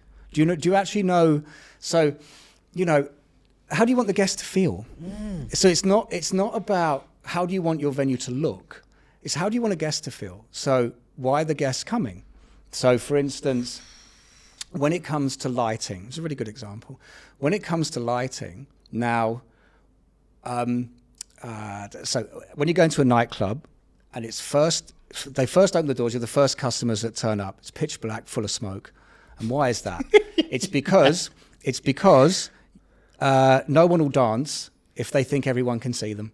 You know what I mean? So fill the place full of smoke. Everyone can barely see their friends. They'll start moving. It's facts. Right. Then the dance floor fills up, and the smoke sort of gets less and less Diminishes. and less because now the human mind is going. Everyone's dancing. I'll dance. Plus, also, I'm kind of ready to dance. You know what I mean? Yeah. And then off they go, and it turns into lights and lasers and this Right. and everything else. Okay. So you go into a restaurant, and let's say you go on a date. Okay. So what do you want to do to somebody, a couple that's on a date? So you want to create intimacy. So what you want to do is you want to lower the lights, okay, so they start to feel that no one can create the privacy. Yeah. And then you want to use the music, right, to push them closer together, you know. So if the music is too low, people will sit back in their chairs and then they won't talk, you know. But turn the music up just to the point. It's a fine art, and I really have this in my head. Anybody that's ever been around me at work knows that all I'm ever going on about is volume, lights and volume, lights and volume, lights and volume. And the thing is that you're turning the music up. So, for instance, you and I would now subconsciously think, I don't know if they can hear me. So you lean forwards, Right. and you're pushing people together. You know, a great way to actually understand this is in your restaurant, go to where one of the speakers is and stand there and think to yourself, can I hear the music and the guests at the same volume? If I can, you're fine. If the music's too loud, turn it down a bit. If the guests are too loud, turn it up a bit, because the more guests that come in, the more they absorb the noise. And you are constantly trying to create in a restaurant a level of intimacy with your lighting. So again, in hotels, because hotel designers think there must be a light in the ceiling above every table so they can look at the menu. This is why hotel venues are normally brighter and they don't have dynamic dimmer settings. Yes. Independent places have got lots of dimmer settings. And that's why, I mean, I went to 11 Woodfire 2 nights ago. Incredible. But had to hold the menu under the table lamp. But the setting was just spot on, you know. And that's the thing I think a lot of people get wrong. They don't realize that it's a forever changing thing. If you have lots of big natural windows and everything and the sun's going down, you have to drop the lights down with it. And you don't want the glaring light bulbs because it's making people, you want to make them feel comfortable to relax, to talk, to engage. And you do the same with the music. Do you know, Sam, I think that is, I've never thought about it before, right? But what is so key, and I said this before, is that there's a habit within the UAE for owners and to spend a huge amount of money on fit out, right? Huge. Yeah. Right?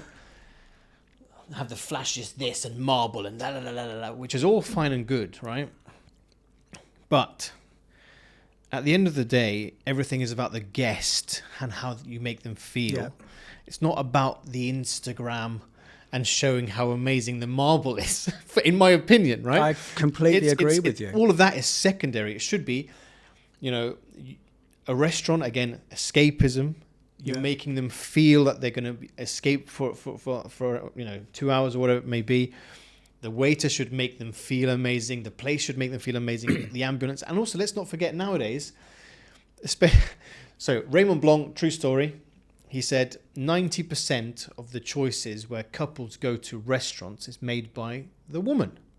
Mm-hmm. Because if she feels safe and she likes the place, she will go there. But if she feels threatened or the lighting is really bad because she can't take a nice picture of herself or you or whatever, then she's not going to come back.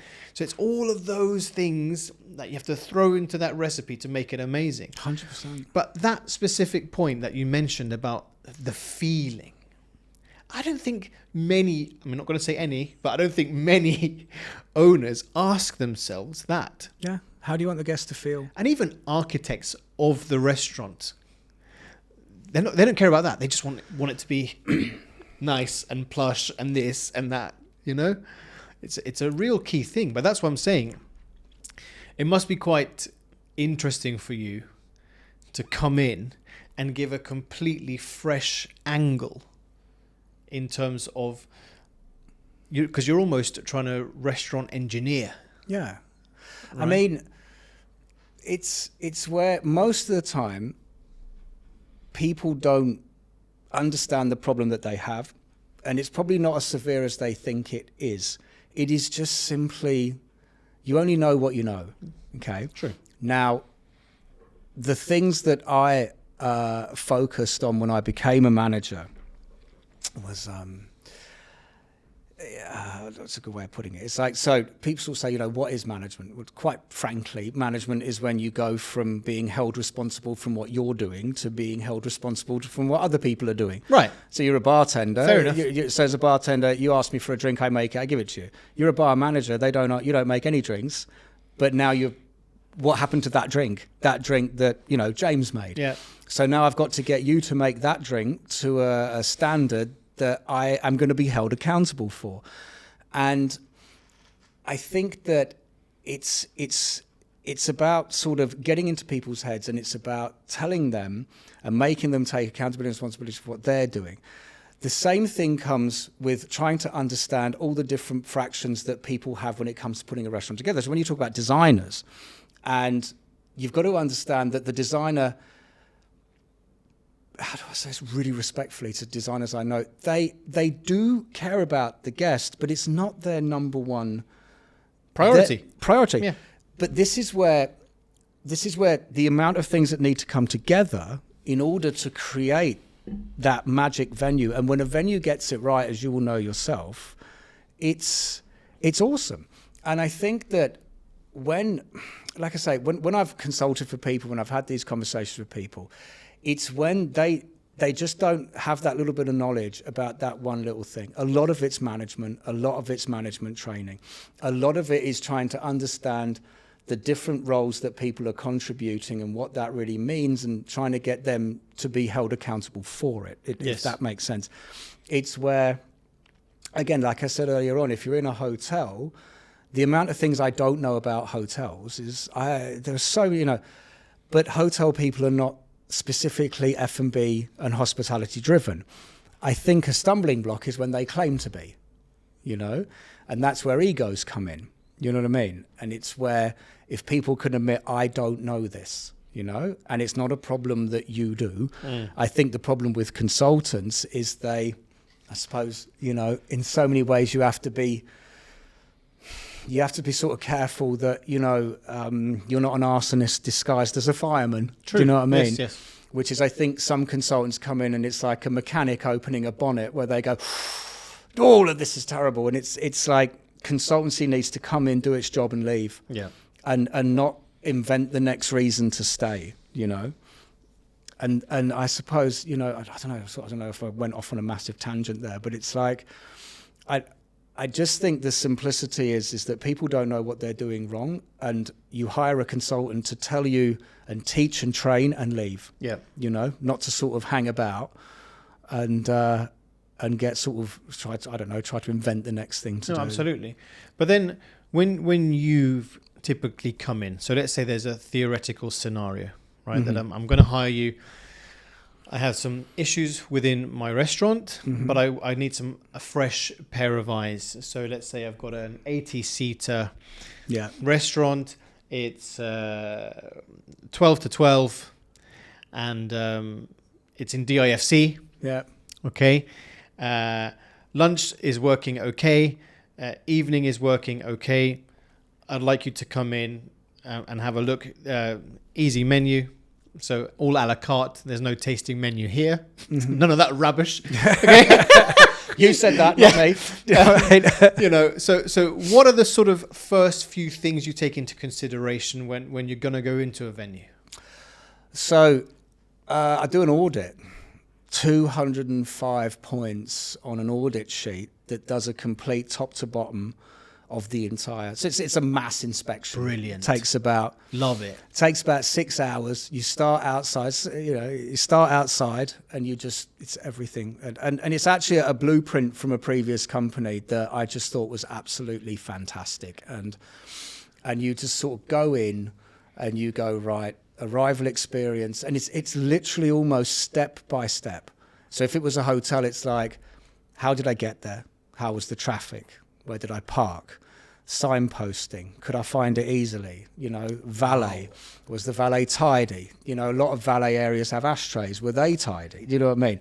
I walked in, could I find the venue? Did the person actually know where to direct me to? And that's down in the lobby. Got in the lift, how long did it take me to get from entering the lift to the floor that the venue is on? Blah, blah, blah, wow. And you then go through the side stations and so what you end up with, and this is why I said earlier on, which is most people don't realize the problems they have are not that big. And it's like, I do this, I write you a report, I'll write the answers. It's not this stupid thing where it's like, I come and do this and here it is, but if you want me to fix it, do you know what I mean? If you want the answers, that's now 500 times the price. Right. It's just, there it is. You pay me to do it, of course, but it's like, there it is. There's my answers. You know what I mean? Now, of course, if you actually you want me to implement it, well, now strategically we're looking at something maybe a bit longer, but a lot of places have their own F&B managers. They have their own F&B directors, and everyone's got an ego. I've got an ego. Everyone's got an ego. You don't want to have your nose put out of joint. It's like you said, the term that you said earlier on is perfect, which is, I need a fresh pair of eyes. What you don't need is a fresh pair of eyes that comes in and turns everything on its head, And it's like, there you go. There it is. Take it, implement it, use it, pay me for it, you know what I mean? And then I'm gone. But if you want to take it to the next step, then introduce me to people. We go on from there. And then really what you find is a lot of it is lack of knowledge about atmosphere. A lot of it is just training, Do how many people don't have training? They have like what I refer to as box tick training. You don't. What's the difference, Sam, for people who may not know? Is your training working? Does it actually work? Is your venue set up? A very wise man said to me once, your business is always set up to achieve the results that it's getting. You know what I mean? Where you just go, oh, that cuts deep. Yeah. Where you've got companies that, you've got companies that go, whoa, and it's like, whatever you're doing is perfect for these results, But for me, the difference is, there's a difference between training for training's sake and then training to get results. Like I said earlier on, what are you saying? Who are you saying it to? That's training. So if I'm saying it to somebody that's going to take 6 months longer to understand, look, a brilliant example is, I come from London. If you were to tell me, I want you to walk up to a table, introduce yourself and sell the specials, I can do it because of the way that as I said earlier on, restaurants and everything from a very early age. You say it to somebody maybe from the Philippines, India, Sri Lanka, somewhere like that, you actually have to explain, why do you introduce yourself? Why? The people are shy. Introducing yourself is not easy, it's a big deal. And I don't subscribe to name badges because then you're giving somebody an out. You know what I mean? Yes. It's like when you introduce yourself to a table, it's an instant confidence builder because you say your name to a stranger. There's a psychological thing happening there where no one likes public speaking. It's horrible. You know what I mean? So you have to explain to people why, and then they get it. Another sort of good example, the previous place I worked, I introduced something called the one training point. Everyone thought I was mad. Where I was like, I'm tired of the repeat offending in the mystery diner reports. Just very inconsistent, same as every business. And of course, the training manager, she was very good, bless her, but it was all, as I refer to it, as box tick training. I've held a session, this people were here, they signed their names, it happened. Right. But why are we still having these problems then? So then I kind of pulled rank and I said, okay, do what you're doing, but what I'm going to tell my division is that starting from today, all you have to do is introduce yourself. From the sequence of service, all you have to do, get everything else wrong. You know what I mean? But you will introduce yourself. And then because all the leaders had their lunches in all the outlets, I said to the leaders, just tell me, are they doing it or not? If they do it, I want you to celebrate it. I want you to just smile and look at them and go, well done, positive, affirmations, yes. Reaffirmance and stuff like that. Right. And it took 5 weeks to get everybody to simply introduce themselves. 5 weeks. 5 weeks. Now, the problem is that it's the first time the results had actually been achieved, because I realized that it wasn't the staff that were doing things. You turned over lots of staff, lots of new faces, lots of new faces all the time. But I realized, I took a step back and I was like, it's not them, it's us. We're doing it wrong. So let's change tactics here and let's remove all the bullets out the gun. There's no big sequence of service. Just do the first thing. You can't say no. The staff cannot say I am being horrendous by saying just do that. And then you built from there on. And then the funny thing was it caught on. Everybody was getting into it. The staff were introducing themselves. The managers were going, I can't believe it. Like, you'd sit down and come over, hi, my name's, and you're like, actually do it. You go, that's fantastic. And we move to the next thing, which is okay. Now, I just want you to serve that venue's special at that moment. So if you went in for lunch, it's the lunchtime special. If you went in for evening, it's the evening deal, and everything like that. And then they did it. It took another 4 weeks. But we started to actually build their understanding of a sequence of service. And then, funny enough, I think it was 6 months that you got all the way through it, but the whole culture had shifted. And and the thing was that it worked. It actually worked, that they understood why we're doing it. It took a lot longer. And we had the results. Well, congratulations. Thanks very much. First of all, I mean, but the thing is that you make it sound easy, but I'm sure it was not an easy thing to achieve. Something so basic as saying your name. So the thing that was difficult was the understanding in the beginning of what I was doing, because as I've said earlier on, the consensus was the repeat offending. When mystery diner reports come in and they're not good, everyone kicks off on every level. Do you know what I mean? And the thing is it's that you. So there's I suppose. I've got to really watch my language, but it's more like there was like in a lot of businesses I've worked in, there's a consensus that the person that is supposed to introduce themselves is not doing it because they're lazy or they don't want to or management support, and it's not. It's because you're not training them in the right way. So the patience that I was asking people to have in the beginning was that, like I said, they looked to me like, what are you talking about? Like, you're just going to get them to introduce themselves. But it funny enough, in hospitality, 2 weeks goes by pretty quick. Yeah. And it started to catch on pretty quickly. And the moment that everyone started to introduce themselves, it was like, yeah, do it. Do your thing. Do you know what I mean? What's coming next? You got the patience, you got the understanding. And and like I say, it worked. But I want to say, look, the other thing from that perspective is, what are the easy fixes then? If businesses are struggling from a front of house perspective, and I'm not just talking about, that there's money going down the drain. I'm talking about specifically from a service point of view. Number one, again, sounds easy, but introducing yourself. Yeah. What other hints and tips could businesses benefit from? Getting back to basics, as cliched as it sounds, it's like, are you achieving what you want to achieve? And in Dubai, it's predominantly a restaurant-led sort of business. Landscape, there's not a lot of bars. There's a lot of clubs. It's quite sort of different dynamic. But it's just being able to take a step back from yourself, maybe from your, let's say, your ego, your own insecurities, as let's say the old, the hotel manager or the general manager or the owner of the venue. And it's, are we achieving what we're achieving? And if we're not, why not? And I know this sounds like I'm just chucking out like obvious sound bites, but it's like, so instead of coming in and let's say berating people for why are we not achieving, managers, what's happening? Now, managers will probably come back and say the number one thing that all managers say is that it's recruitment. I need more people. Do you know what I mean? The people I'm getting are not good enough. Hello, right? That old chestnut. Yeah. That old chestnut, but maybe that does fall into recruitment. So labour's tough in Dubai. It's like you all wish you could recruit the best person, the most ultimate people. But then it's like, what salaries am I paying, right? Nobody can just increase their labour. It doesn't happen, right? So what salaries am I paying? Who's coming through the door?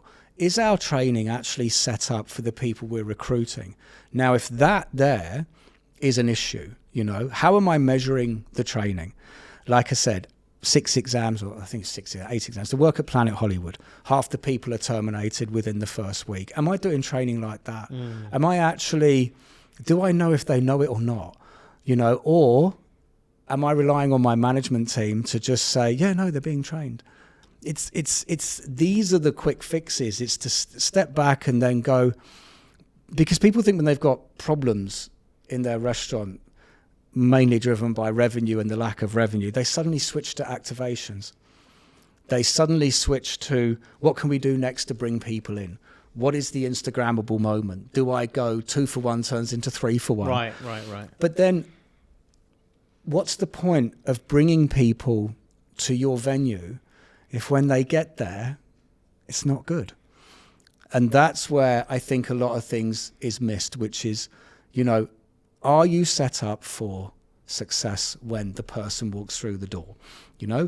Does the hostess know what they're talking about? Does the waiter know, not a convoluted sequence of service where you're performing at the highest level? It's like, to go to the table. Good evening. Welcome to X place. Right. My name's Sam. I'm going to look after you. Can I get you some water? Would you like a drink? Do I have enough staff to make sure that if it gets busy, then we don't suddenly fall to pieces? Which is another thing I think happens, relatively badly, is that everything's run shoestring. So again, it defeats itself. Like when we get busy, we can't handle it. But when you're busy is when word of mouth advertising happens, which is the best form of advertising. But we're so busy, we can't, everyone walks away and goes, because in Dubai, you don't get those chances. Yeah. So I think, like I say, some waffle around the point. The quick fixes is to step back and go, who are we hiring? What are we teaching them? Do they know? And then, like I said, lights, music. Love it. And food. Yeah. No, of course. I mean, food, yes, but I think you're absolutely right. It is going back to basics. It is getting those basic checkpoints across, and also something you said, which I love, is those editing points. I think almost every restaurant should have something like that. From external partners, whether it's a friend or a colleague or a consultant or whatever. I think those fresh pair of eyes are so key at all times, because complacency will kill you. Yes. Especially in such a competitive landscape. Yeah. Right? It's not easy. But ego will kill you quicker. Yeah. Like, I bet. And I've been there, and I'm that guy. Like, it's not. It's where, who are you to tell me? It's like, you're a director of. The hardest thing with consultancy is it's like, somebody. It's almost like, well, actually, I actually employ people and pay them money, and they're supposed to produce the results that you're saying we're not producing, and it's like, and it's that dynamic where it's like on a P&L, why am I paying? I'm such and such. I own this venue. The general managers come from here. The assistant general managers there. The management team are all XYZ. I'm paying them. And I'm not talking about hotels. I'm talking about like the big independents. So I'm paying big money. And everyone's coming to work dressed, looking lovely with their pocket handkerchiefs and their No, and it's true. And the thing is, and and they're dressed to impress, and they're networking, and they've got their crowd, and they're doing this, that, and everything else. And it's like, that does not mean that a fresh pair of eyes is not going to help. Like, and what I mean by that is that people get frustrated with people, and then they'll get rid of them. And it's like, no, you might have got rid of a really loyal, awesome person with their pocket handkerchief. No, but with a really caring, dynamic manager who has just been with you a long time, and the venue's cycling, and you're trying to do let's do the same thing and expect different results. And then nobody, due to internal politics and length of service and everything like that, people might be a little bit worried to step forward and say, do you think we should play that type of music on that night? Because now that person's going to go, And it's like, everyone maybe just get over yourselves, because if you can't admit that you just might need to listen to somebody else's opinion, even if you go, no, like another really good thing is to invite somebody to give you their opinion, only so you can understand that, no, I'm actually right. Yeah. Do you know what I mean? I'm right in my direction. Someone's come and presented a whole other way of working, and I'm like, no, I don't want to do that, but it gives me confidence. Otherwise the venues deplete, they get quieter, and then they shut. And you look at the Dubai landscape and you go, that is a real shame, because that venue was, I can't swear, but it was bloody awesome. Do you know what I mean? Yeah. So I think there is that it's and Dubai's big for this. It's the ego. There is a big ego problem where, don't tell me how to do my, Yeah. It's your own worst enemy. Same in kitchens. In kitchens, to be honest. So Sam, tell me all about Tasty Humans podcast, please. I didn't think you'd ask me, because of course I'm going to ask you. We're on a podcast. It's very important. First of all, I appreciate that. I really do. First of all, tell me about the name, because I think it's quite cool. So, in Media One Hotel, I was asked if I wanted to start a podcast, and I said, yeah, like, I've been into that. I'd like to do it. Talking, I have no problem with that. And I was shown a number of podcasts from other hotels, and I was like, I can't do that. Like, there were suits, slicked back hair. Right. Pocket handkerchief. Do you know what I mean? Sorry to all the pocket handkerchief people. I'm going to caveat that, where I worked for a guy once in Dubai in the first group, and he was absolutely awesome. And I can't mention his name, but if he watches this, he's going to know exactly it was him. And he said, always be aware of a man with a pocket handkerchief. And I was like, this guy was really senior, right? And I was like, why? And he said, any guy that has the time to put a pocket handkerchief in and make it beautiful is not under enough pressure to work like this. So that's where sorry, pocket handkerchief people, but I took it there. Anyway, sorry. So the thing was that I looked at it and I was like, I can't do that super scripted, structured thing. There were other hotel podcasts that were like presenting 10 best ways to make a bed, and I was like, I'm not doing any of that, So I wrote a very small list, and it was, how can I do things completely differently? As you know, you've come on it, which is completely unscripted, unedited. I don't have any plan. We just go and see what happens. And I was going to call it The Humans of Hospitality. Right. And someone said to me, if you put hospitality in the title, no one's going to listen to it. It was a very sarcastic, off-the-cuff statement by the guy I was sharing an office with. He's a really good friend of mine. And so Tasty Humans suddenly just got into my head, and it just stayed there. And I said it to a few people who thought it was awful, but I just thought, yeah, I just like that. That gives me scope. Yes, exactly. Anyone can be a tasty human. And it just went from there. And the logo, I did an episode with a guest who was the first one to come back and say they wanted to do promo photos.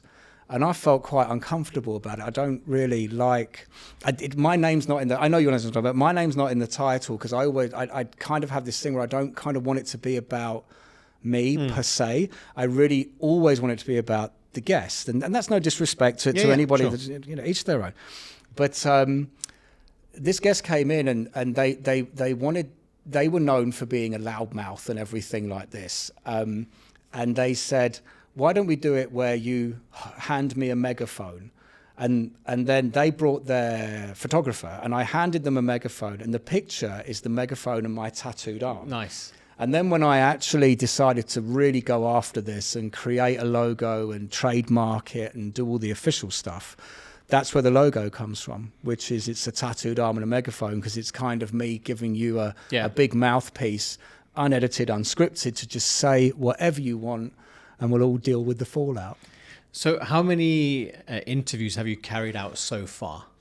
The episode that I don't know when this will be aired, but so episode 100 is the next one that I'm releasing. Congratulations. Yeah. And how has it been for you, the whole process? I mean, going from 1 to 100.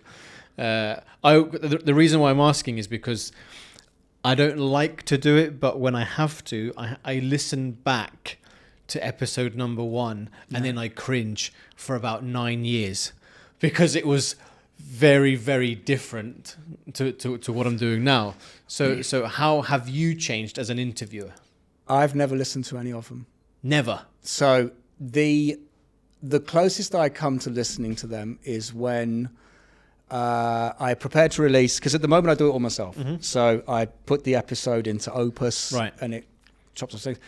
That is the closest I get to actually listening to any part of it. In the beginning, I found it very, very difficult to hear my own voice. It was only when I actually moved to Podster did I then realize I actually need to take a picture with the guest. I think the first 50 episodes, there's no pictures with me and the guest. I was very, I just didn't like it. I was like, well, I don't know, for someone that's sitting there doing it, I was really like uncomfortable about my face, my voice and everything like that. Through Opus and everything, it's like I've grown to understand that's my voice. That's me. Funny enough, when I moved to Podster, and you've been on my podcast, if you look at when I was in the first studio, my back is almost to we're sat at a desk, and it's like you can't see my face. Right. You see the side of me. And then when I moved here and did that setup that I have, the first episode, I'm like, wow, like that's really me. And it was such a shock. But I've become a lot more. What's the right word? I don't listen to it because I feel I might second guess myself and go, oh, why did you ask that? Why did you say that? And then you go into the next one with too much ringing in your ear. Self-criticism. Yes, because the thing I do is I just say what's in my head. But I did listen, I've tried, and I just think straight away, why did you say that? Why have you said that? Do you know what's quite interesting is that we've had quite a large television film producer on the show. Yeah. And she says the same thing as you. Whenever she's been on a TV show, whenever she's doing something or whatever it is, she will not watch it. She will not re-watch again and again, because it's the very best it could have been at that time, and then you just let it go and move on. So I think that's quite interesting. It seems like a lot of TV film stars, they do the same thing. They don't watch their own films. Yeah. Purely because they will go back and go, oh, I wish I could have done this and this and this and this. But the other thing that I find quite interesting on your show is that you have it completely unscripted. Yes. Now, for me, what I do is I do a lot of research on my guest to come onto the show, just to make sure that I do all the due diligence. But for you, you're telling me earlier on that you don't necessarily do too much digging into the guest. Why is that? So I think that the greatest example, and you know this guy, he's been on your podcast, Troy Payne. It's fantastic. I cannot tell you how much I love the fact I met Troy through the podcast. But I think he's episode 14 or 16, and he won an award. He won Pro Chef. So I thought, because in the beginning of Tasty Humans, it's very hospitality related. It's DJs and chefs and managers, and they're all my people, like my friends, and I got them to do it. Troy, he'd won that award. So I'm thinking it's all about this award. I really, there's so many awards in Dubai. It's such a big deal that I wanted to really get into the head of what it was like to go into the competition, to be in the competition, to, You know what I mean? And for me, it would have been fascinating, like in the competition, like stresses, pressure, self-doubt, judging, as who goes through, who doesn't, you know, all this sort of stuff, you know. These type of competitions, when you watch them on television, it'd be very exciting. And I thought, what a great conversation it would be. But I'd never met him. And then I start with how I start. Let's just talk, you know, what got you into... And Troy, as you know, just goes off on this philosophical tangent about his father and how he walked to the restaurant and just walked in and said, I'll do anything to work it. And we're going through it. And I'm like, I need to get the award in. I need to, you know, my head, you know, I don't know, yes, you know, when I think of the award. And then 5 minutes from the end, it almost came out of my mouth, and this little voice said, if you do this now, this has been the most wonderful, philosophical, deep conversation with Chef Troy. You suddenly shoehorn in, so you won a competition, do you know what I mean? I think it would devalue everything that he said, and it would just become like this commercial cash grab. And that's when I realized that I don't want to have a destination. I don't want to know too much, you know? So I look at a guest and I kind of look at what they do. And it's like with Tasty Humans, it's not what you're doing, it's why you're doing it. And there is a structure. You know, I say to the guests, past, present, future. But I don't want to know too much because I want to discover it, you know, as an audience discovers it. Right. And I think that podcasting, I think there's a dangerous element where people use it to advance their own narratives and their own brands. Fair enough. Do you know what I mean? But I certainly don't want to book a studio, sit down with somebody, and then it just turns into everyone's top hits. Do you know what I mean? It's and the bigger the profile of guests that you have on, I'm always on this mission to try and get them to say something they've just never said before. Right. And I think if they don't know what's coming, and I don't really know what's coming either, then the mind latches onto something and then just says it. And so far, some of my guests have said, you know, I actually said things I've never said before. And they're very big podcast people, if that makes sense, podcast guests. So, yeah, that's my research. Well, that's quite a skill, though, to be able to get quite vulnerable information out of people without trying to do it. If you know what I mean. Have you found that just comes naturally to you? Without sounding arrogant, yeah, it does. And I think that, as I alluded to way back, I think that there are things I'm very bad at, you know. Talking is not one of them.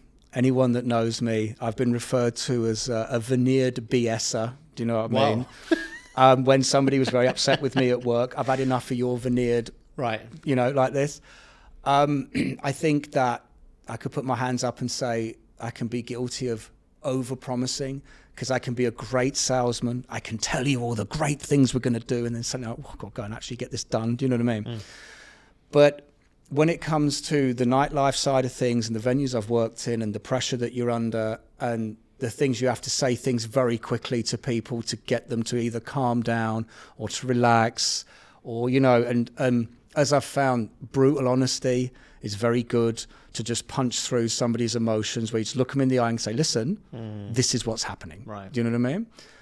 And so when it comes to this format, I do carry in a level of confidence, not that I know what to say, but if it starts to go wonky, I feel like I can get myself out of it. Sure. Like there's been some hair-raising moments in some of the episodes. No, but I have to say, again, congratulations, because it's a really beautiful podcast, and I love it because it is unstructured in a way, and you never know what you're going to get. Because as a guest, and I can tell you because I listen, is that you think you know what you're going to get, but then it just goes into a completely different weave, which is brilliant, which is really what you want to do. And you have that great way about you where guests just feel instantly comfortable to be able to tell you things that perhaps they've never spoken of before, which is really cool. Yeah. And one thing is, this is the second podcast I've ever done. And the first one, I think it only ended up as a half an hour episode. And obviously I know you and I know what you're about, and I knew how long this may be, but I had no idea what you were going to ask me. Do you know what I mean? Like, you didn't send me anything, it's, and I'm driving here and I'm like, what's he going to say? Like, and it's like, It's going to stitch me up. No, but now I'm like, this is how my guests feel. Do you know what I mean? It's like I'm gonna come out here and WhatsApp all my guests and go, I'm really sorry. I'm really sorry. I have a massively newfound respect for you. Well, Chief, we've now come, believe it or not, to the quick fire round of the show. Mm-hmm. So, first things first, even though you're not a chef, favorite ingredient, please. Coriander. Coriander. That is a controversial one, isn't it? Love it. You know? I put coriander on anything. Put coriander on it, brilliant. Okay, done deal. Yeah. Now everybody knows. Spicy or pickled? Oh, dear. Spicy, but not too crazy.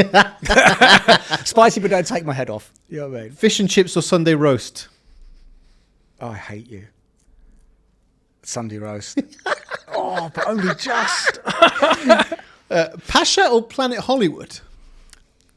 Come on, man. It's like picking your children. Planet Hollywood. All right. Yeah, Planet Hollywood. Tequila or Sambuca? Tequila. Oh, love it. I'm with you. I am not a Sambuca man. I am not a Sambuca man. I used to be, but yeah tequila. So, as of this moment, can you tell me your top 3 favorite cuisines to eat?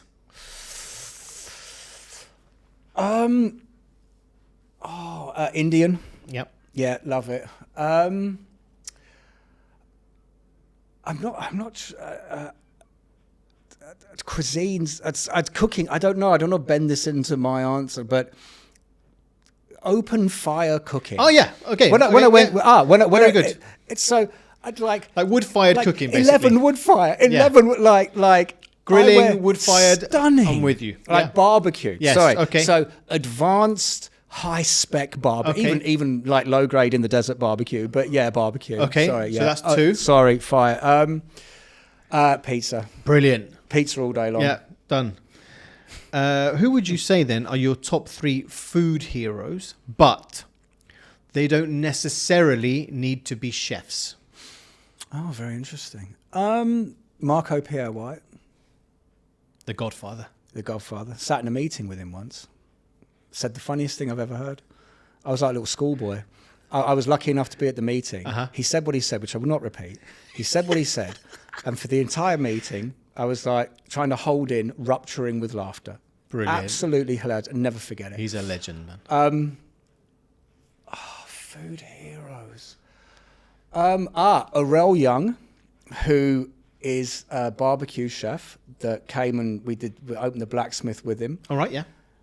Unbelievable barbecue chef. Great big American guy. Can reach into a smoker and grab the meat barehanded because his hands are so battle hardened he doesn't even wear gloves. Superb chef, food amazing. I put so much weight on when we did our thing together.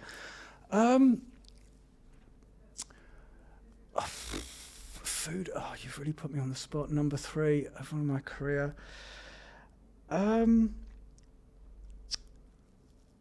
would probably say, okay, not because of who he was. I'd probably say Anthony Bourdain. Now, anyone that knows me are going to go, why did you say that? You've never said that kind of name. What I respected about him was his outside of the kind of norm, what he went through personally. I don't really know a lot of the dishes he ever created or what he did restaurant-wise because I haven't paid that much attention to it. Yeah. But I think that real creativity comes from a very crazy mind, and I think he had that. And I think other heroes of mine, they have that same. Just say it. Yeah. Just yeah. I think put me on the spot. I'd have to say that. I think he's someone to be admired. You know what I mean? From all your time in hospitality. Yeah. Gosh. Can you tell me your funniest either kitchen or restaurant incident that you've seen or been involved in? So, Planet Hollywood. Oh, Planet Hollywood. I can't remember. Saturday, full of fans, super busy.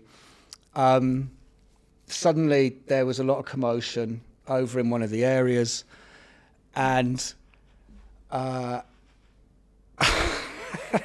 mouse had fallen out of the air vent and landed in the fajita skillet on a table. No way. and you know that a fajita skillet is really hot, and that mouse. And obviously, if you think about that in restaurant world, Yeah. you've got all types of issues to deal with. It wasn't funny at the time. It wasn't me. I was on shift as a manager. I was on shift. The other manager had to go and deal with it because it was in their section. Oh. You know, I went and did a lot of, let's say, damage control. Do you know what I mean? Like, it's very honest with guests. Yes, that's happened. It happened. Yes, that's happened. You know what I mean? Don't be, you know, so you see comp tables. Sure, this, yeah, that. yeah. But yeah, it was afterwards. You just kind of go, wow, like, yeah. That is a sticky and tricky situation to deal with. The noise. Yeah, it's ingrained. Sorry. I was also going to ask you about your time as a chef for 2 weeks, but I'm going to keep that for another episode later down the line. All right, Chief. Just massive failure. There you go. So massive failure.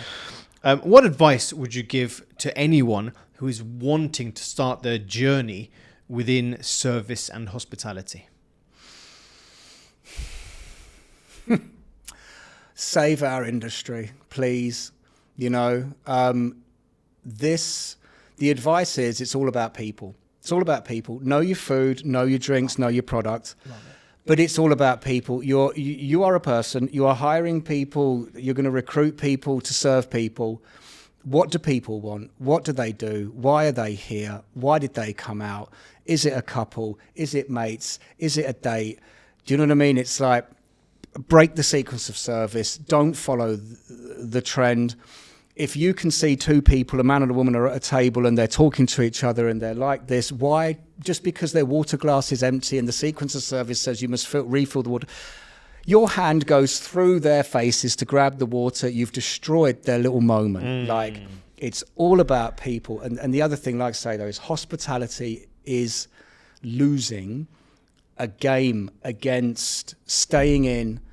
I'm really passionate about, you know what I mean? Staying in, being on your phone, being on a tablet, stop it. Like, QR codes, I'm so close, but I'm not going to do that. QR codes, go away. Stop forcing people to look at their phones. Yeah. Everyone has their notifications on. You look at your phone, ping, ping, you're out. Any manager, any of us now, go and look at your restaurant, how many people are sitting there doing this. Before phones, you had to find a reason to talk. You had to think of a conversation. And when you did that, you bonded. That's what it's all about. And I'm such a...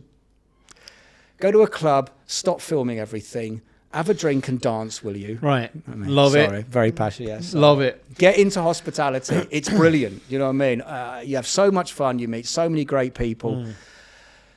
I'm so glad I did it. So then that leads me to the final question. Yeah. What advice would you give to 16-year-old Samuel Graham? What was I doing at 16? I think if you said 14, I would say, don't steal the English. No.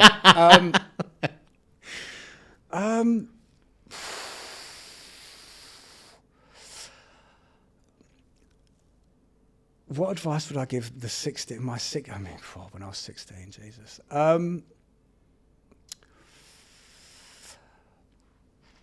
Probably have more confidence to start your business earlier.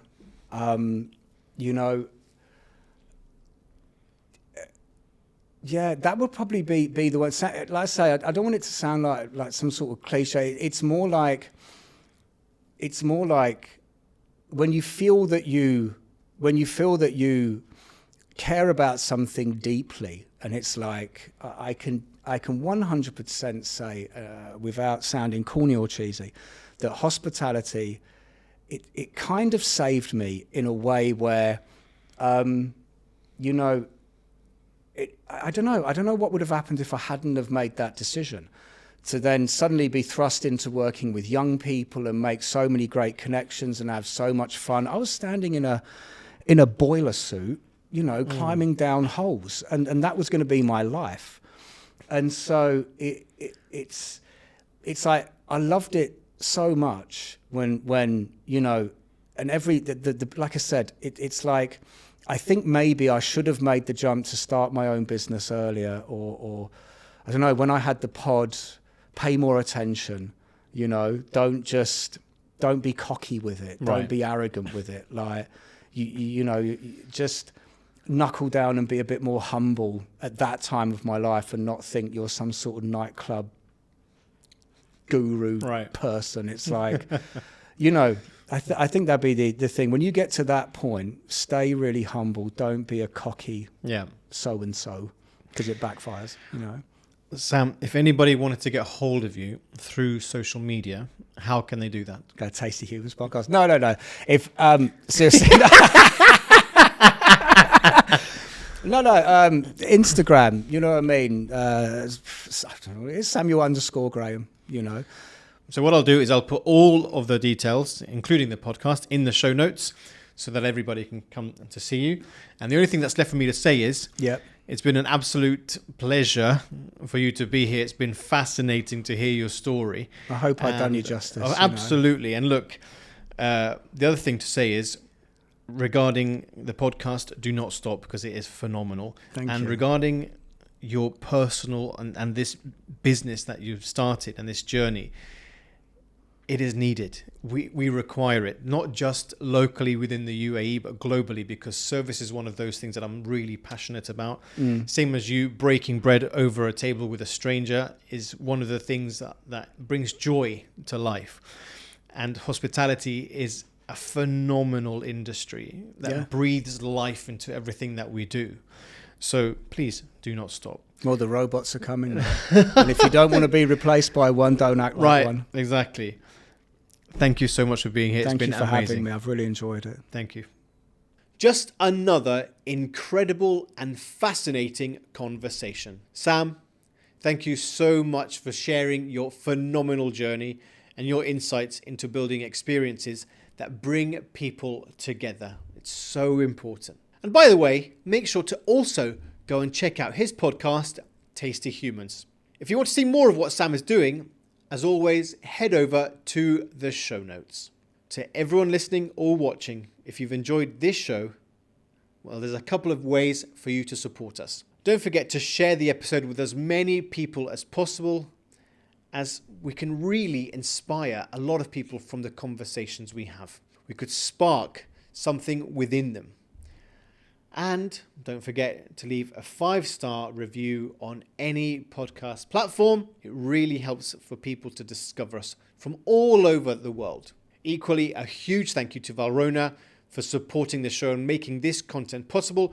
Go and check them out, as well as their beautiful chocolate. You can also support the show by picking up one of our amazing thermos bottles, and they keep your drinks hot, cold. It could be soup. You could keep so many things in there, and they look super stylish too. Find all the details of where you can purchase them in the show notes. Thank you so much for staying until the very, very end, you absolute legend. This is Chef JKP signing out.